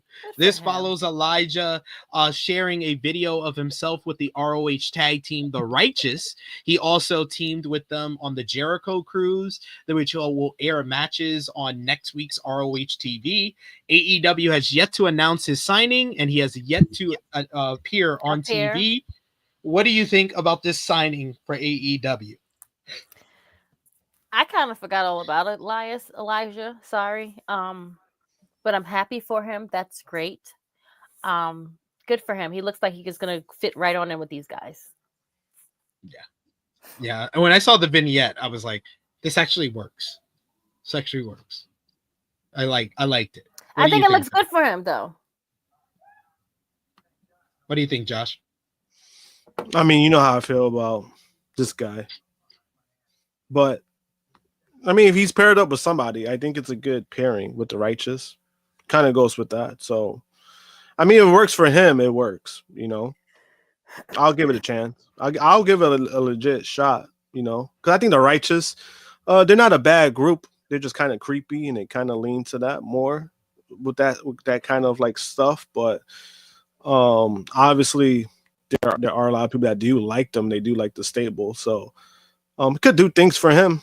You know, you never know. So I'll give it a real chance before I start shitting on it. And to finish up the converse, you had Ring of Honor TV on Honor Club. The show featured the Outrunners picking up a victory over the Grizzled Young Veterans, the Dark Order, and the Premier Athletes in a 4-way main event. Athena made her return to Ring of Honor TV to defeat Carolina Cruz in a ROH Women's World Title Proving Ground matchup. Sammy Guevara picked up a victory over Mansoor. Post-match, MXM Collection laid out Sammy. Red Velvet beat Robin Renegade to retain the Ring of Honor Women's World Television Championship as well.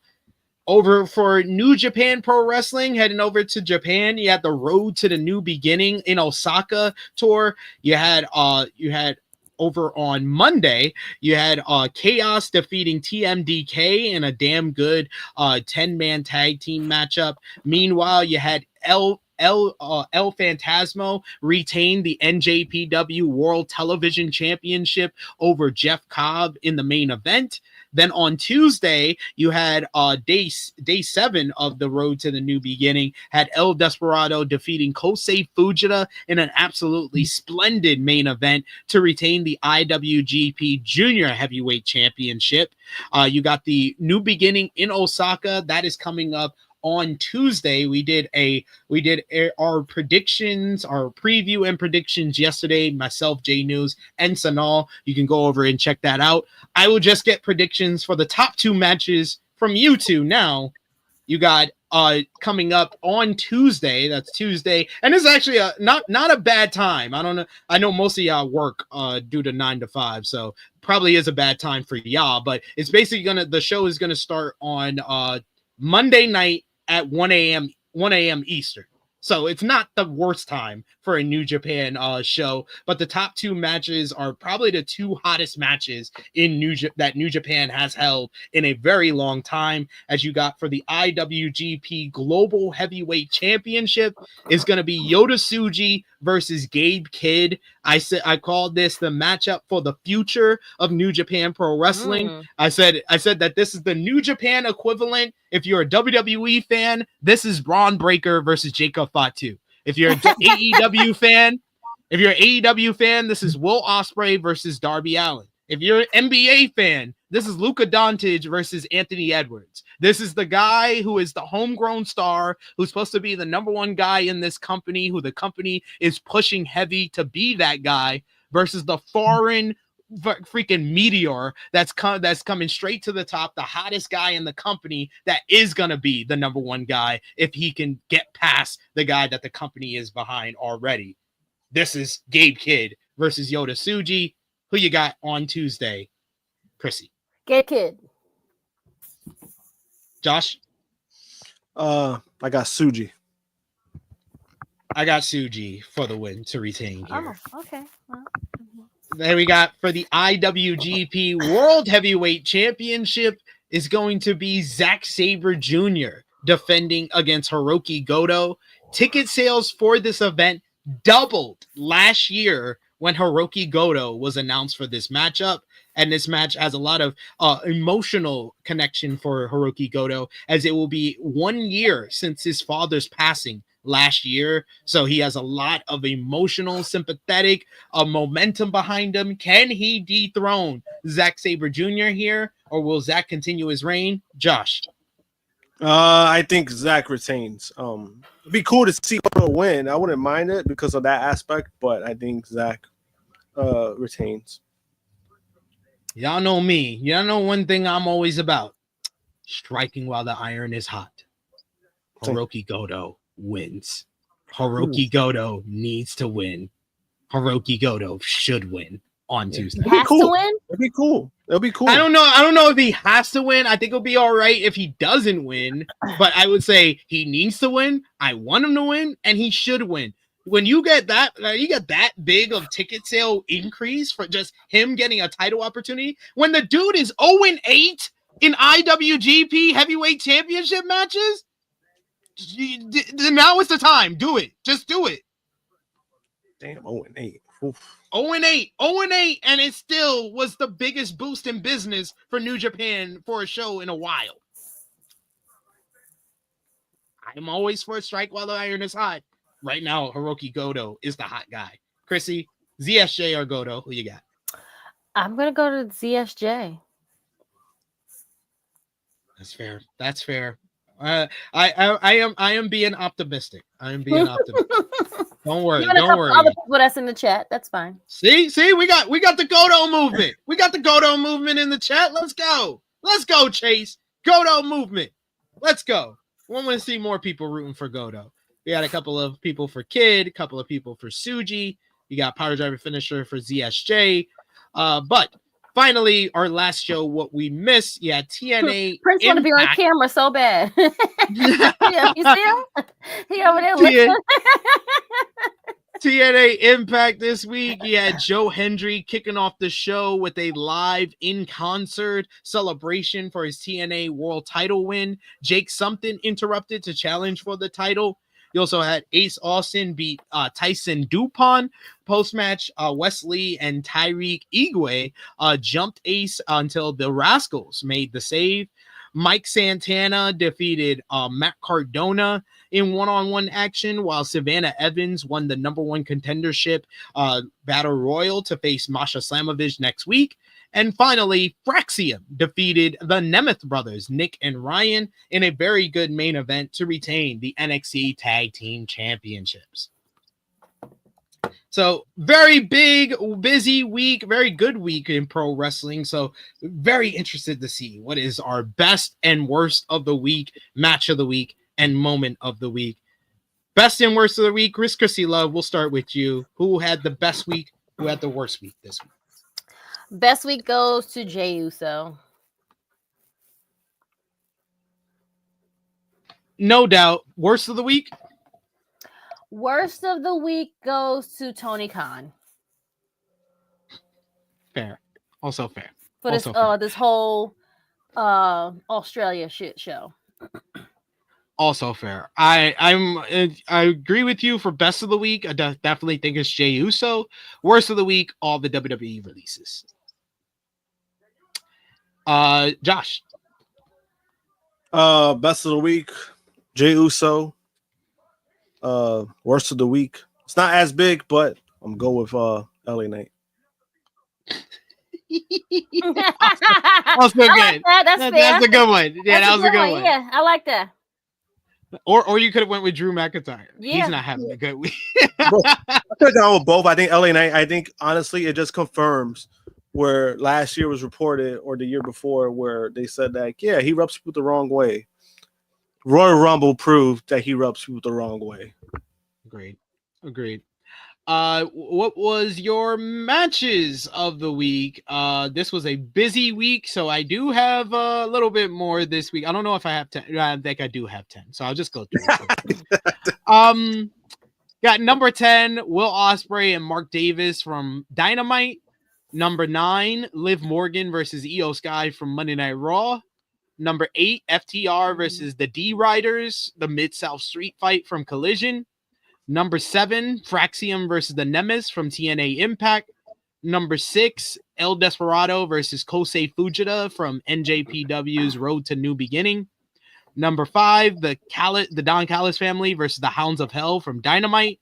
Number 4, CM Punk versus Sami Zayn from Raw. Number 3, Ricochet versus Swerve Strickland from Dynamite. Number 2, Cody Rhodes versus Kevin Owens from Royal Rumble. And number 1, the men's Royal Rumble match. Krssi. I got 3. EO versus Liv. Thank you. Sorry. EO versus Liv. D-Riders versus FTR, and then the men's Royal Rumble from 15 on. Josh, what about you? Number 3, I got Ospreay versus Mark Davis. Number 2, I got Punk versus Sami Zayn, a main event for Raw.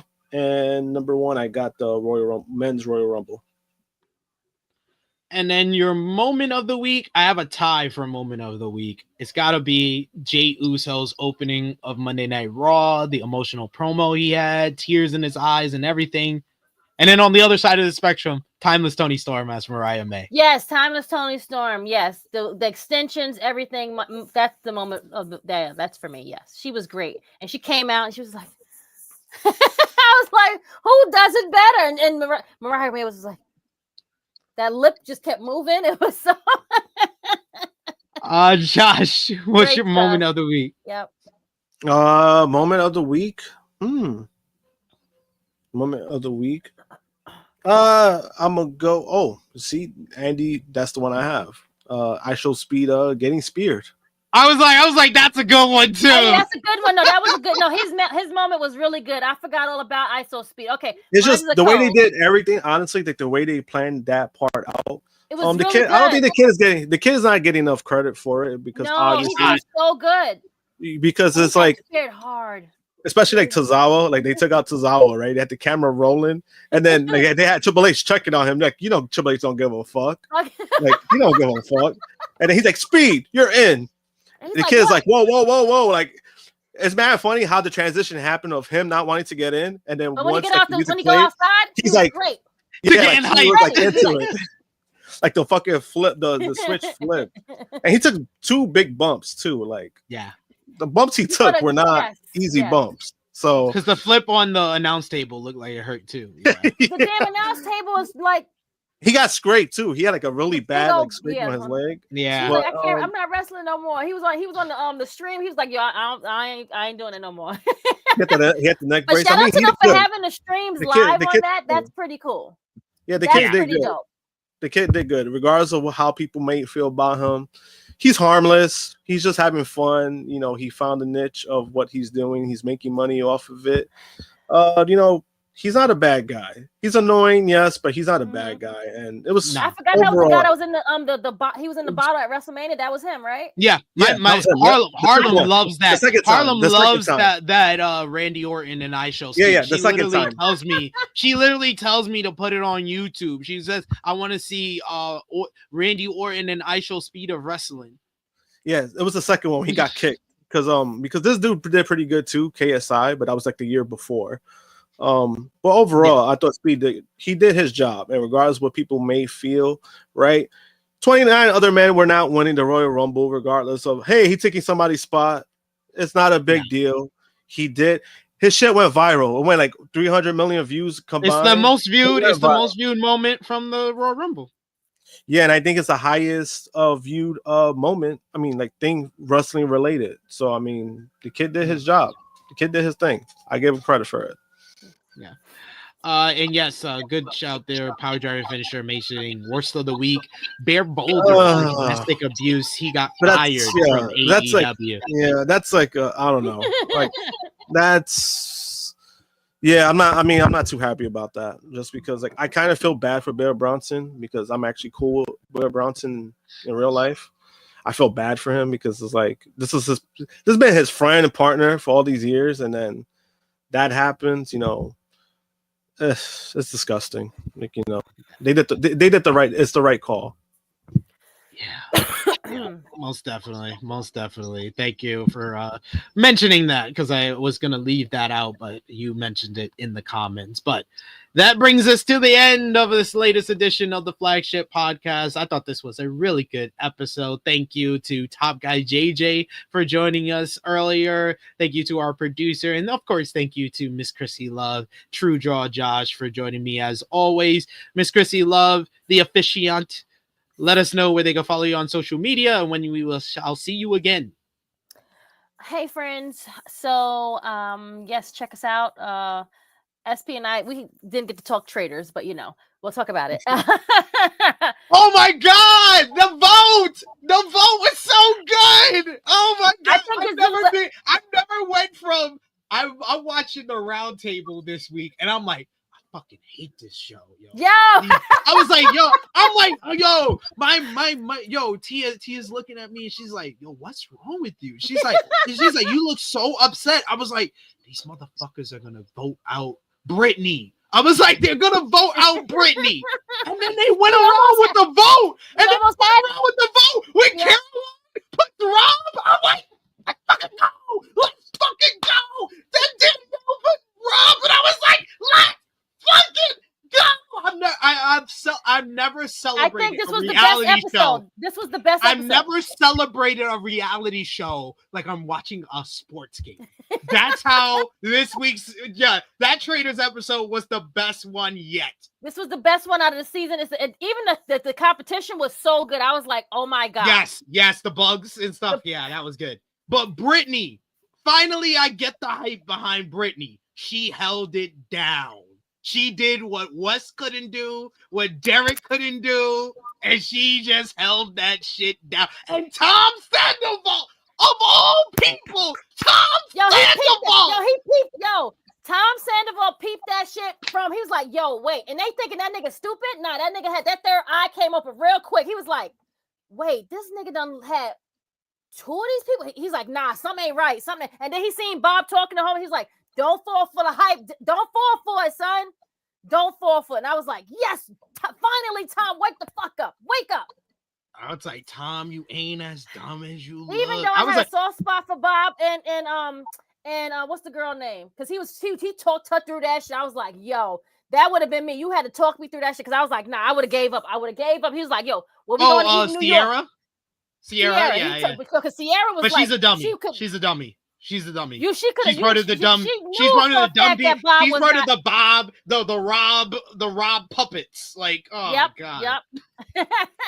I'm sorry, Krssi. I interrupted your whole outro, but go ahead. It's okay. No, we didn't get to talk because I wasn't here on time, so it's all right. It's my fault, but it's all right. I'm happy we got that out of there. Anywho, so yeah, SP and I probably will do a review of this traders once it is all over. But other than that, you can find me Krssi Luv _1 Tru Heel Krssi Luv.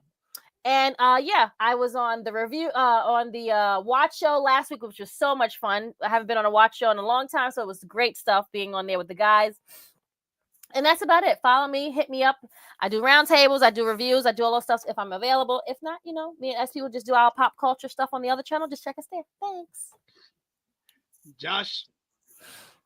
You follow me, Jay on Punk321 Instagram, because still suspended on X, so till further notice, you can find me on Instagram. You're suspended on X? What did you do? I didn't do nothing. Fucking legit. Elon Musk. SP3 is my witness. I didn't do nothing. Yeah, you did. But sorry. I'm sorry. we hopefully by next week you are back on. I mean, I did appeal it. Basically, yeah, somebody tried to I got into it with somebody and they basically took my pictures and he took my name. I reported it, but then for some reason they put the blame. For some reason I got suspended for it. While they said, "Hey, we deleted the person's profile," but yeah, I got suspended. Does that make any fucking sense? Right. Nope. That's terrible. While they said, "Hey, take a screenshot of your face," right? They have a whole process. Hey, show your ID. I show proof that yes, this is my name and this is who I am, and then I get suspended. Makes sense. Follow me on the Twitter machine at Tru Heel SB3. Follow the gang, Facebook, Twitter, Instagram, TikTok at Tru Heel Heat. Patreon.com/Tru Heel Heat. $3 a month, the best way to support us when we are not live here. But thank you guys for joining us today for the flagship podcast. I will be back live on, we got a couple of days. Tuesday will be the next time I'm here live for a Rated Raw review, but we'll have probably a THH cuts dropping tomorrow. We'll have something dropping on Monday as well. And Wednesday, we got our New Beginning in Osaka review, so be on the lookout for that as well. But for Miss Krssi Luv, for the True Jaw Josh, actually as well, this is not going to be my last flagship podcast back in the States because I need to get back to the UK. You going back to the UK? I'm going back. I've had enough of you, America. Bye, America. Bye-bye. It is me, your Tru Heel Feed Dog, SP3. It has been Tru Heel Heat 315. Yeet, hate, fake. We are signing off until next time.